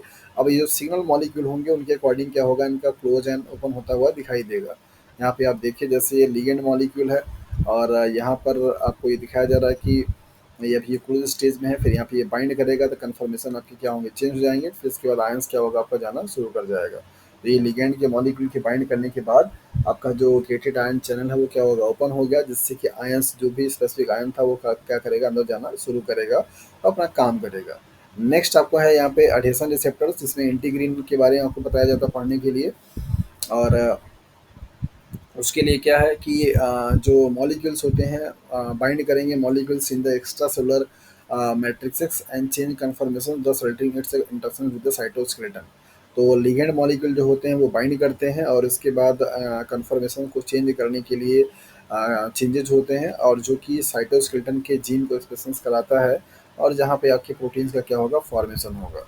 तो आपने यहाँ पे ये देखा कि जो सिग्नलिंग पाथवे होते हैं उनमें दोनों तरीके का चीज़ चलती रहती है। कभी कभी आपको ये भी देखने को मिलेगा कि उनका डायरेक्टली इफेक्ट जो है या डायरेक्टली जो इम्पैक्ट है वो प्रोटीन के लेवल पे है। तो अरे यार, ये मैं नेटवर्क को क्या कर दूं।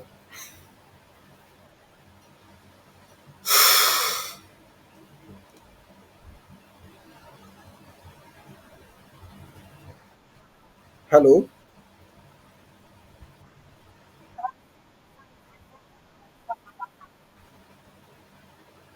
अभी सुनाई दे रहा है? अच्छा, ओके। सो इंटीग्रीन के लिए मैंने आपको ये बताया कि यहाँ पे जो आपके मॉलिक्यूल्स होते हैं लिगेंड, ये बाइंड करते हैं, जो कि एक्स्ट्रा सोलर मैट्रिक्स होता है लिगेंड का, और जहाँ पे बाइंडिंग करने के बाद कंफर्मेशन चेंजेस आते हैं, और वो कंफर्मेशन चेंजेस जा करके डीएनए के उस प्रोटीन को एक्सप्रेस करते हैं, या उनके एक्सप्रेशन को अल्टर करते हैं, जो कि साइटोस्केलेटन के लिए क्या करते हैं, रिस्पॉन्सिबल होते हैं। और इस तरीके से पाथवे चलती है। ये 6 जो पाथ ये ब जिसके बाद आपका है यहाँ पे, that is the nuclear receptor के बारे में। और न्यूक्लियर रिसेप्टर का आपको पहले से पता है कि इनके लिए रिसेप्टर्स यहाँ सरफेस पे नहीं पाए जाएँगे, डायरेक्टली कहाँ पे होगा, दैट इज़ द न्यूक्लियस में होगा। और उनका काम बेसिकली यही होता है कि जो भी कोई लिगैंड मॉलिक्यूल्स रिसेप्टर मॉलिक्यूल्स आएँगे, सिग्नल मॉलिक्यूल्स आएँगे, वो यहाँ पे इस जेनेटिक मटेरियल मीन्स डीएनए में हार्मोन से रिस्पॉन्सिव एलिमेंट होते हैं, जो कि बाइंड करते हैं यहाँ पे, और बाइंड करने के बाद एक्सप्रेशंस को क्या करते हैं, चेंज करते हैं, मतलब बढ़ाते हैं। तो ये जो 6 डिफरेंट टाइप का मैकेनिज्म आपको यहाँ पे दिया गया पाथवेज के को रिगार्डिंग में लेकर के, इससे आपको क्या चीज़ समझ में आई? 2 चीज़ें आपको समझ में आया है कि अगर कोई मॉलिक्यूल जो कि जीपीसीआर के थ्रू अगर काम करेगा, तो उसका जो तरीका होगा आपका वो यही होगा। अगर कोई मॉलिक्यूल रिसेप्टर टायरोसिन काइनेज के थ्रू करेगा, तो उसका तरीका यही होगा। तो ये जो आपको यहाँ पे मॉडल बताए जा रहे हैं, वो मॉडल ये हैं जो कि अलग अलग तरीके से पाथवे में इन्वॉल्व होते हैं या पाथवे में फॉलो होते हैं। तो यही वो 6 तरीके हैं बेसिक, जो कि जितने भी मॉलिक्यूल्स हैं, उन मॉलिक्यूल्स को किसी न किसी एक कैटेगरी में आकर के काम कर, मतलब वो काम करते हैं, और उसी से पूरा प्रोसेस क्या है, चलता रहता है। तो सिग्नलिन पाथवे अगर देखा जाए तो टिपिकली सिर्फ 6 टाइप का है, जबकि मॉलिक्यूल्स बहुत हैं, उनका वेरिएशंस क्या है, ज़्यादा है। तो उनके इस वेरिएशंस को एकोमोडेट करने के लिए ये 6 डिफरेंट काइंड के पाथवे क्या हैं, चलते रहते हैं। और इन 6 का आपने यहाँ पे देख लिया कि किस तरीके से काम करते हैं। वन बाय वन आपको पूरा सबके बारे में डिटेल में स्ट्रक्चर्स में पढ़ना है, और यहाँ से सवाल आपके बनते हैं।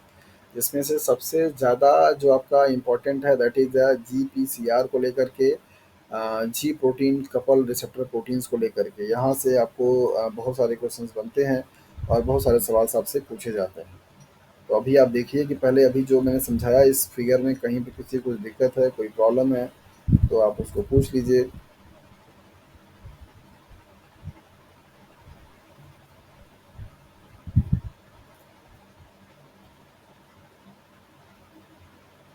हेलो,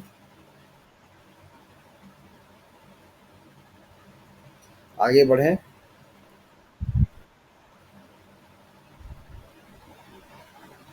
हेलो,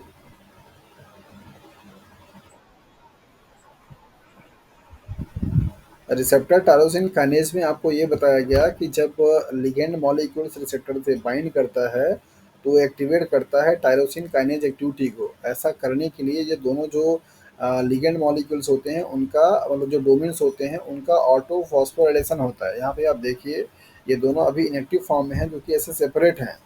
जब इनका एक्टिवेशन होगा, तो ये आपस में क्या होते हैं, कंबाइंड हो जाते हैं, और इनकी ऑटो ये जो हो रहा है, ऑटो फॉस्फोराइलेशन प्रोसेस के थ्रू हो रही है, इनको एक्टिवेट करने के लिए। तो एक्टिवेशन होने के लिए यहाँ पे ऑटो फॉस्फोराइलेशन होता है, और काइनेज एक्टिविटी क्या होती है, एक्टिवेट हो जाती है। और काइनेज एक्टिविटी अगर एक्टिवेट होती है, तो वो जाकर के ट्रांसक्रिप्शन फैक्टर को क्या करता है, बनाता है। और ट्रांसक्रिप्शन फैक्टर जो होते हैं, वो जाकर के प्रोटीन के मतलब जीन के ट्रांसक्रिप्शंस को, मतलब प्रोटीन को बनाने के लिए क्या करते हैं, एक्टिवेट करने का काम करते हैं। तो अल्टीमेटली यहाँ पे आपका प्रोटीन क्या होगा, ज़्यादा बनेगा, जिसकी वजह से जो काम परफॉर्म होना है, वो काम आपका स्टार्ट हो जाएगा। ठीक है, समझ में आया? हेलो, अरे भाई, आप लोगों को सुनाई दे रहा है कि नहीं? हेलो,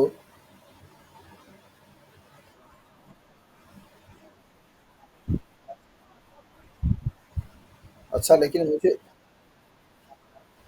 हाँ, आप लोगों की आवाज़ मुझे सुनाई नहीं देती, तो मुझे टेंशन हो जाता है कि कहीं फिर से ऑफलाइन तो नहीं हो गया। अच्छा, ओके, तो अब हम लोग आगे बढ़ेंगे। और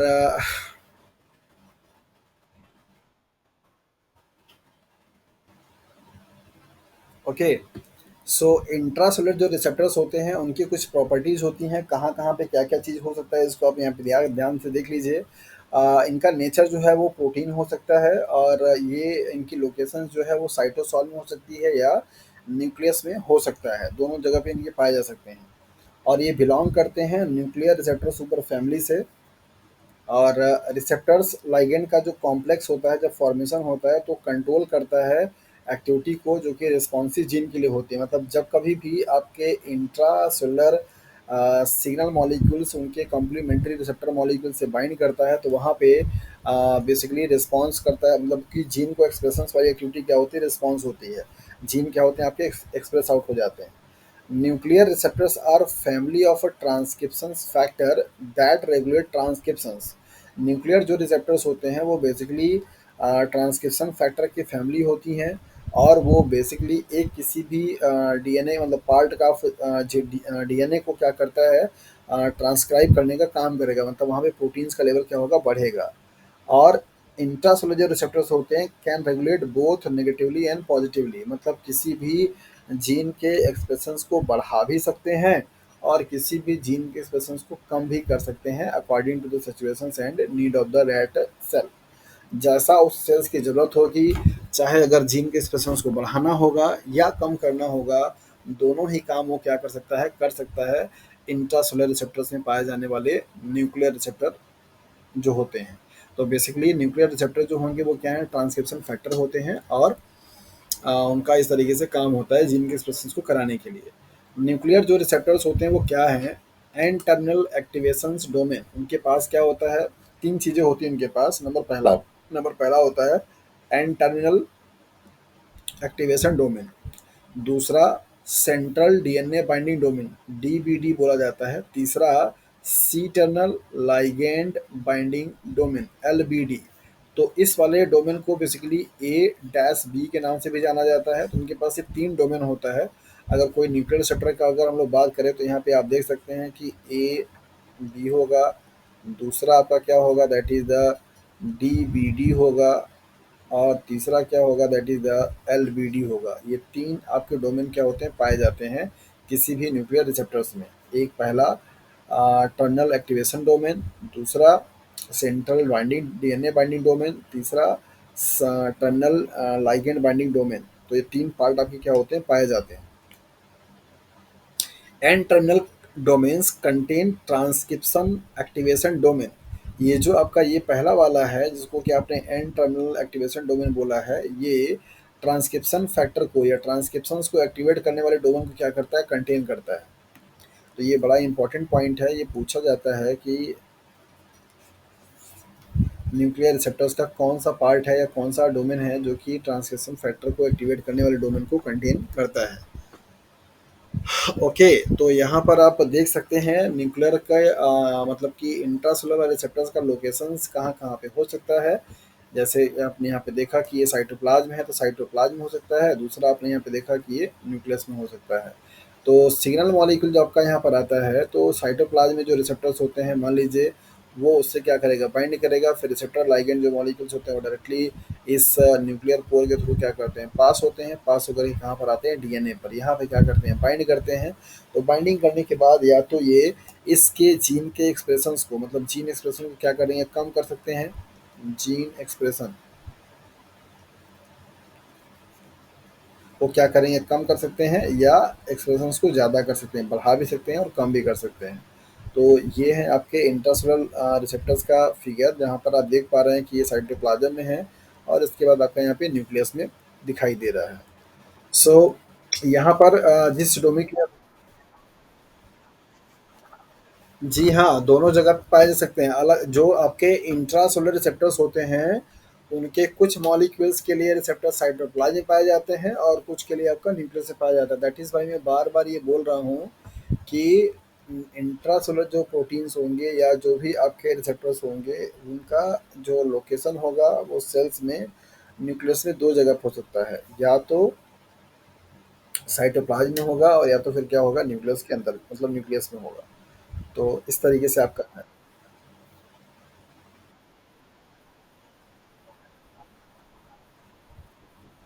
जी हाँ, जी, बिल्कुल, बिल्कुल, बिल्कुल, बिल्कुल। एक मॉलिक्यूल्स के लिए एक ही होगा कि या तो साइटोप्लाज़्म में होगा या तो फिर न्यूक्लियस में होगा। ऐसा नहीं कि साइटोप्लाज़्म में भी हो और न्यूक्लियस में भी हो, ऐसा नहीं है। यहाँ पे देखिए ये जो फिगर है ये वही आपको बता रहा है जिसके बारे में बता रहा था इंटरनल के बारे में। ये आपका क्या है, डीबीडी है, डीएनए बाइंडिंग डोमेन है। ये आपका एलबीडी है, लिगेंड बाइंडिंग डोमेन है। और ये आपका क्या है, एक्टिवेशन फैक्टर है। ये भी एक्टिवेशन फैक्टर 2 है। और ये आपका domain that is the terminal वाला है। तो ये क्या है आपके एन टर्नल है। और ये आपके क्या है, सी टर्नल है। तो यहाँ पे आपको 5 सेगमेंट दिखाया जा रहा है, A B C D E F तरीके से करके। ये आपके क्या है, एक्टिवेशन फैक्टर होते हैं जो कि ट्रांसक्रिप्शन फैक्टर को क्या करते हैं, एक्टिवेट करने का काम करते हैं। तो इस तरीके से इनका जो अरेंजमेंट है वो आपको दिखाया जा रहा है कि डीएनए बाइंडिंग रीजन कहाँ पे होगा, लिगैंड बाइंडिंग रीजन कहाँ पे होगा, एक्टिवेशन फैक्टर कहाँ पे होंगे। और अगर एक्टिवेट ये हो जाएगा तो क्या करेगा, ट्रांसक्रिप्शन फैक्टर को एक्टिवेट करेगा, ट्रांसक्रिप्शन कराएगा। और जीन के एक्सप्रेशन को क्या करेगा, चेंज करेगा। मतलब वहाँ पे एक्सप्रेशन ज़्यादा होना शुरू हो जाएगा। Receptor for the steroid hormones are located in the cytosol. ध्यान दीजिए, स्टेरॉयड हार्मोन्स के लिए जो रिसेप्टर्स होंगे वो कहाँ पे होंगे, साइटोसॉल में होंगे। और ये किसका कैटेगरी होगा, दैट इज द इंट्रासेलुलर का। ठीक है। जबकि थायराइड जो हार्मोन्स होगा उसके लिए जो रिसेप्टर्स होंगे कहाँ पाए जाएंगे, न्यूक्लियस में। Very very important. यही आपसे पूछ लिया जाता है थायराइड हार्मोन्स के लिए। जैसा कि आपको पता है कि थायराइड हार्मोन्स आपका नॉन स्टेरॉयड हार्मोन्स की कैटेगरी में आता है। उसके बावजूद भी इसके लिए रिसेप्टर्स कहाँ पाए जा रहे हैं, इंट्रासेलुलर। और इंट्रासेलुलर में भी कहाँ पे,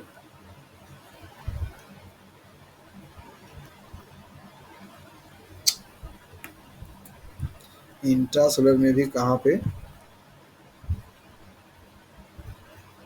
दैट इज द न्यूक्लियस में।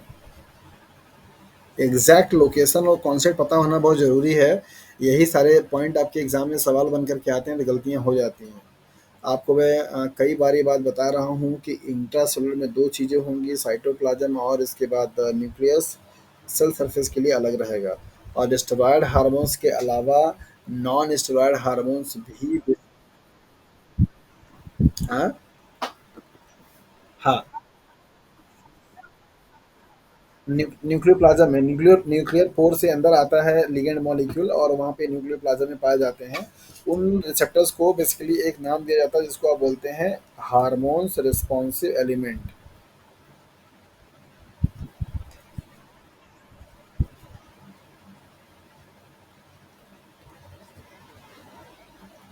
HRE। ठीक है। ओके, तो थाइमस के लिए कहाँ पे थायराइड के लिए कहाँ पे पाया जाएगा, न्यूक्लियस में। स्टेरॉयड के लिए कहाँ पे पाया जाएगा, दैट इज द साइटोसॉल में। तो इन दोनों का ही लोकेशन आप यहाँ पे देख लीजिए। ये आपका स्टेरॉयड हार्मोन्स है। स्टेरॉयड हार्मोन्स के लिगेंड जो मॉलिक्यूल्स हैं उनके लिए यहाँ पर आ रहा है, एचएफसी प्रोटीन के साथ में ये बाइंड करता है। और एचएसपी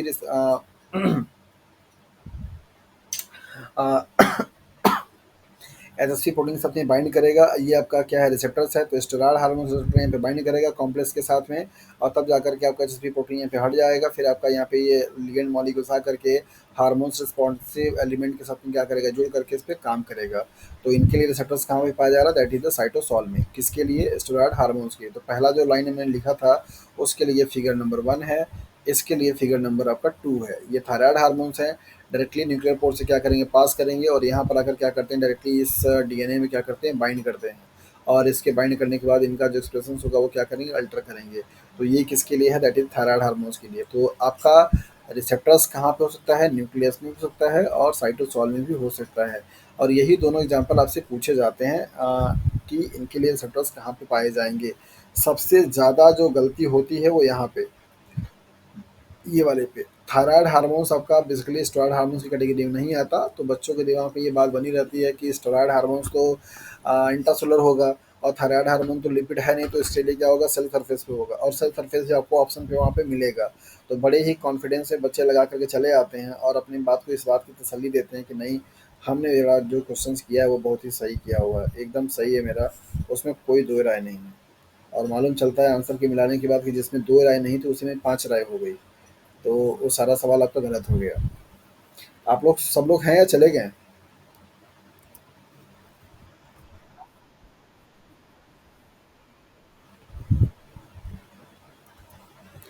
ओके, तो बताइए जरा मुझे कि ये सेल बायोलॉजी, मॉलिक्यूलर बायोलॉजी पढ़ करके आप लोगों को कैसा लग रहा है? सेल सिग्नलिंग का जो कॉन्सेप्ट है, क्या वो इंटरेस्टिंग लग रही है आप लोगों को, या फिर आप लोग रात के 11 बजे बोर हो रहे हैं?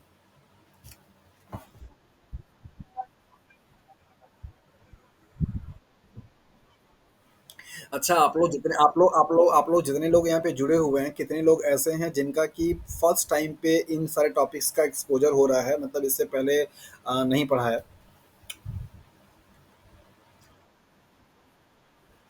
अच्छा, प्रियंका। अच्छा, ओके। ओके, मतलब कि अमित और प्रियंका ऐसे हैं जिनका कि फर्स्ट टाइम एक्सपोजर है। आपने एमएससी में ये सारा चीज़ पढ़ा था?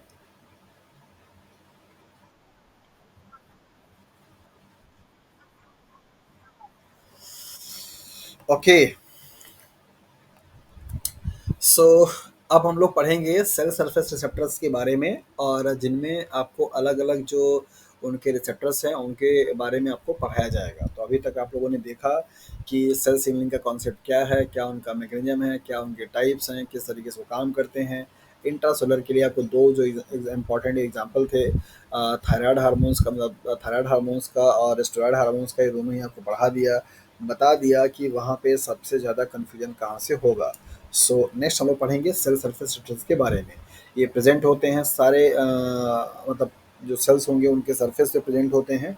और hydrophilic molecules bind to the cell surface receptor, जो कि ऐसे सारे मॉलिक्यूल जिनका नेचर हाइड्रोफिलिक नेचर का होता है, वाटर में सॉल्युबल होते हैं। इसका मतलब वाटर में सॉल्युबल अगर होगा तो लिपिड में क्या होगा, आपका इनसॉल्युबल होगा। तो ऐसे सारे molecules basically cell surface receptor के थ्रू ही क्या कर सकते हैं, काम कर सकते हैं। Most cell surface receptors belongs, protein belongs to, किस कैटेगरी से बिलोंग कर सकते हैं? जीपीसीआर से, जी प्रोटीन कपल्ड रिसेप्टर से, या फिर आपका आयन चैनल प्रोटीन से, या फिर आपका एंजाइम लिंक्ड रिसेप्टर से। ये तीन आपके ऐसे रिसेप्टर्स हैं जो कि सेल सरफेस रिसेप्टर वाले प्रोटीन क्या करते हैं, बिलोंग करते हैं। मतलब जितने भी मॉलिक्यूल्स के सिग्नलिंग सेल के सरफेस वाले पाथवे से अगर होता है, तो उनका इन तीनों में से किसी एक पाथवे को क्या करेंगे, वो फॉलो करेंगे। या तो जीपीसीआर को फॉलो करेंगे, या आयन चैनल को फॉलो करेंगे, या एंजाइम लिंक को फॉलो करेंगे। ओके। सो नेक्स्ट हमारा क्या है, दैट इज द जीपीसीआर, जिसको क्या बोलते हैं, जी प्रोटीन कपल रिसेप्टर। इसके बारे में थोड़ा ब्रीफ हम आपको कर देते हैं। सो ये आपका क्या है, लार्जेस्ट फैमिली होती है सेल सरफेस के रिसेप्टर वाले प्रोटीन्स का। मतलब कि ये भी आपसे सवाल पूछे जाते हैं इनको लेकर के कि सबसे लार्जेस्ट फैमिली कौन सी है सेल सरफेस के, सेल सरफेस वाले जो प्रोटीन्स होते हैं उनको लेकर के, राइट। और इस जीपीसीआर से एक बड़ा ही अच्छा टर्म दिया जाता है सर्पेंटाइन का, जिसके बारे में आप लोगों को पढ़ाया गया होगा या आप लोग सुने हुए होंगे। सर्पेंटाइन रिसेप्टर्स किसको बोलते हैं, नाम सुना है? हाँ। आज अवनीत बोल नहीं रही, क्या हुआ, कुछ है नहीं क्या? अच्छा, पहले मैं देखूं कौन कौन बचा है यहाँ पे। पूजा, वंदना, मुमताज, अमित, आकांक्षा, सिद्धार्थ हैं, प्रियंका। जुड़े तो सारे ही लोग हैं। अच्छा, अवनीत ही नहीं है। नहीं तो वो कब तक तो बोल चुकी होती है कुछ ना कुछ। ओके। सर्पेंटाइन रिसेप्टर के नाम से भी जाना जाता है क्योंकि ये बेसिकली सिंगल प्रोटीन मल्टीपास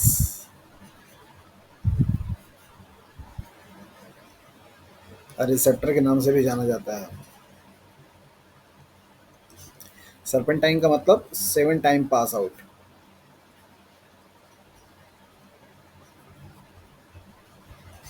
अभी आगे बताएंगे आपको।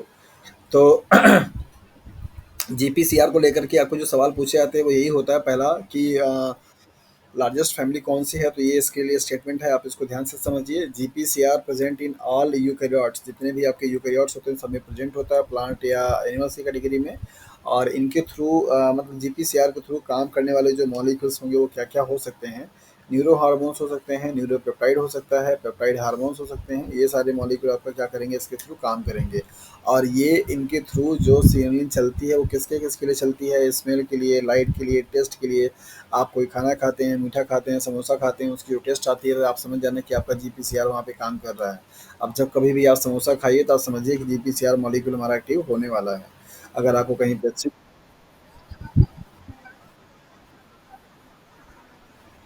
लाइट का मतलब ये हुआ कि जो लाइट को देख करके आपको सेंसिटिविटी आती है, जैसे सपोज कीजिए कि लाइट डीम है, लाइट ब्राइट है, लाइट का कलर अच्छा है, लाइट की जैसे होता नहीं कि कुछ कुछ कलर देख करके बड़ा मन करता है कि हाँ बड़ा अच्छा लग रहा है लाइट, ग्रीन कलर की लाइट है।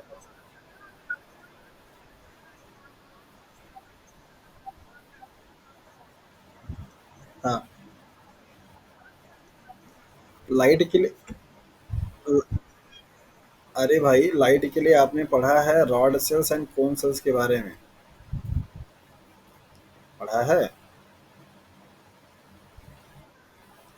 अच्छा, आपकी जो आई होती है ना, उसमें पाई जाती है ये rod sales and cone cells, और ये लाइट डिपेंडेंट होती हैं।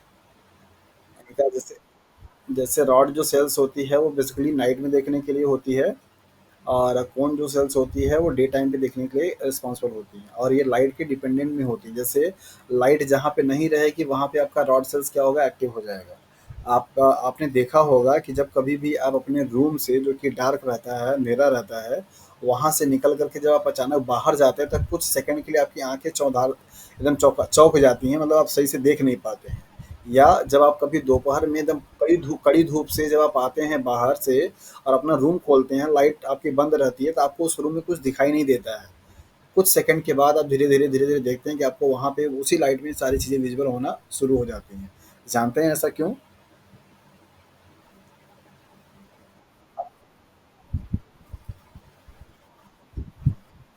नहीं, वो नहीं। वो तो लाइट की इंटेंसिटी जो होती है उसकी उसका कॉन्सेप्ट है कि कितनी लाइट आपको जानी है, कितनी इसे ये बोला जाता है कि लाइट आपकी आँख में एक फिक्स अमाउंट में जाती है, और लाइट कभी हमें ज़्यादा लाइट ब्राइट मिलती है, कभी हमको डिम मिलती है। तो उस टाइम पे क्या होता है, उसको आप बोलते हैं एक्कोमोडेशन। आपकी पीपल की जो साइज़ होती है वो घटती है और बढ़ती रहती है। जैसे ब्राइट लाइट होती है तो आपकी आँखें एकदम सिकुड़ जाती हैं, ऐसे देखते हैं आप। जैसे सूर्य का प्रकाश, हाँ, जैसे सूर्य का प्रकाश बहुत तेज होता है तो आप एकदम ऐसे आँख को ऐसे करके देखते हैं, एकदम छोटा करके कि हाँ, दिख रहा है हमको। और जब आपके पास लाइट का अगर कमी रहती है तो फिर आप एकदम आँख पूरा-पूरा खोल के देखते हैं, है ना? सवाल मेरा ये था, सवा हाँ, सवाल सवाल मेरा ये था कि जब आप दोपहर में, जैसे गर्मी का टाइम अभी चल रहा है, आप दोपहर से अगर अपने रूम में आते हैं तो फिर आपको कुछ सेकंड के रूम में दिखाई नहीं देता है, या आप अपने रूम से लाइट में जाते हैं तो भी आपको दिखाई नहीं देता है।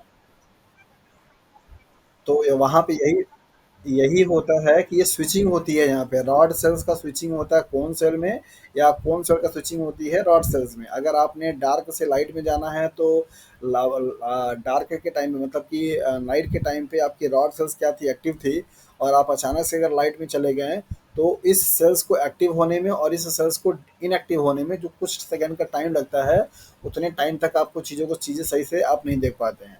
सेम यही प्रोसेस उल्टी हो जाती है कि जब आप अगर लाइट से अंधेरे में आते हैं तो इस वाले सेल्स को इनएक्टिव होने में और इसको एक्टिव होने में जो समय लगता है वही टाइम पर आप अपना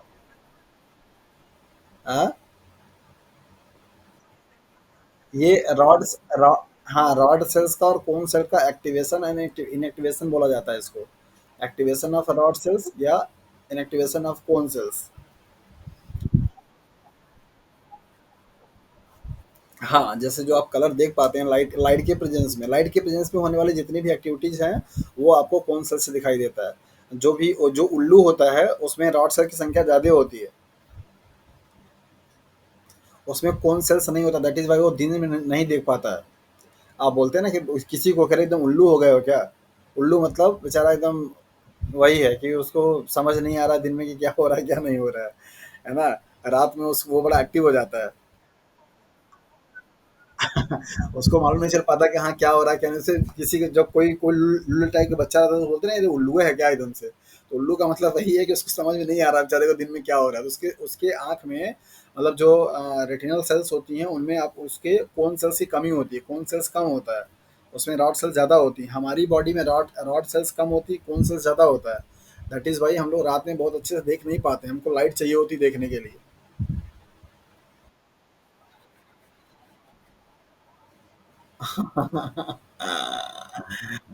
आ, अच्छा, अब मैं ये बोलना चाह रहा हूँ कि जीपीसीआर का जो डिटेल मॉलिक्यूलर मैकेनिज्म है ना, ये मैं आपको कल पढ़ाऊंगा, आज बहुत बोल दिया आज। ठीक है। हाँ। अभी आज न्यूरोपेप्टाइड का मतलब ये हुआ कि ऐसे हार्मोन जिनका नेचर पेप्टाइड है और वो नर्वस कंडक्शन में हेल्प करते हैं या न्यूरॉन सेल्स को एक्टिवेट करने में काम करते हैं, उनको बोलते हैं न्यूरोपेप्टाइड। सो कल बेसिकली जो क्लास होगी उसमें आपको ये जितने भी सेल सिग्नलिंग के पाथवेज आपने देखे हैं उनके बारे में डिटेल में वन बाय वन स्टडी करेंगे। वही इसकी मैं बात कर रहा था, यहाँ पे देखिए जो सर्पेंटाइन नाम दिया जाता है वो उसकी बेसिस पे नाम दिया जाता है। यहाँ पे देखिए, काउंट कीजिए, वन, इसके बाद ये टू, फिर इसके बाद ये थ्री, अच्छा पेन में चेंज कर लेता हूँ, और थ्री, फिर इसके बाद यहाँ पे फोर, फाइव, सिक्स और सेवन। ये सेवन टाइम्स क्या है, पास आउट है। तो यहाँ से लेकर के यहाँ तक आने में तो सिंगल प्रोटीन होती है, मल्टी पास होती है, कितने टाइम पे, सेवन टाइम पे। जरा मुझे बताइए कि ये वाला जो पूरा डोमेन दिखा जी, सब लोग थोड़ा एक्टिव हो जाएं। बहुत अच्छे तरीके से पढ़ाया था ये वाला टॉपिक। जरा मुझे बताइए कि यहाँ पे जो प्रोटीन्स पाई जा रही है, इन प्रोटीन का नेचर कैसा होगा, मतलब अमाइनो अमाइनो एसिड जो हाँ जी। और दूसरी चीज कि अगर ये सेवन टाइम मेम्ब्रेन को पास आउट कर रही है तो इसकी लेंथ कितनी होगी।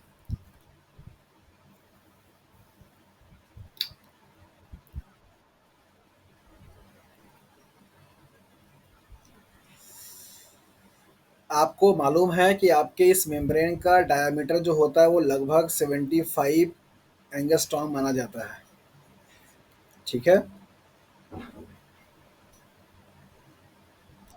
आप सभी लोगों के लिए ये तीन क्वेश्चंस का न्यूमेरिकल है। ये जो आप यहाँ पे देख पा रहे हैं, बीटा एंड्रोजेनिक रिसेप्टर्स, जो कि जीपीसीआर का एक एग्जांपल है जिससे कि सारे इपिनेफ्रिन नॉर एपिनेफ्रिन हार्मोन्स काम करते हैं, वो सेवन टाइम पास होने वाली क्या है, मेम्ब्रेन है। बताना आपको ये है कि यहाँ से लेकर के यहाँ तक की इसकी लेंथ कितनी है, पहला सवाल। रेफरेंस में मैंने आपको दे दिया कि लिपिड के बाइलेयर की जो लेंथ होती है, मीन्स ये जो आपको एरिया दिखाई दे रहा है, वो सेवन एंगस्ट्रॉम क्या होती है, हाइट इसकी मानी जाती है। तो आपको बताना,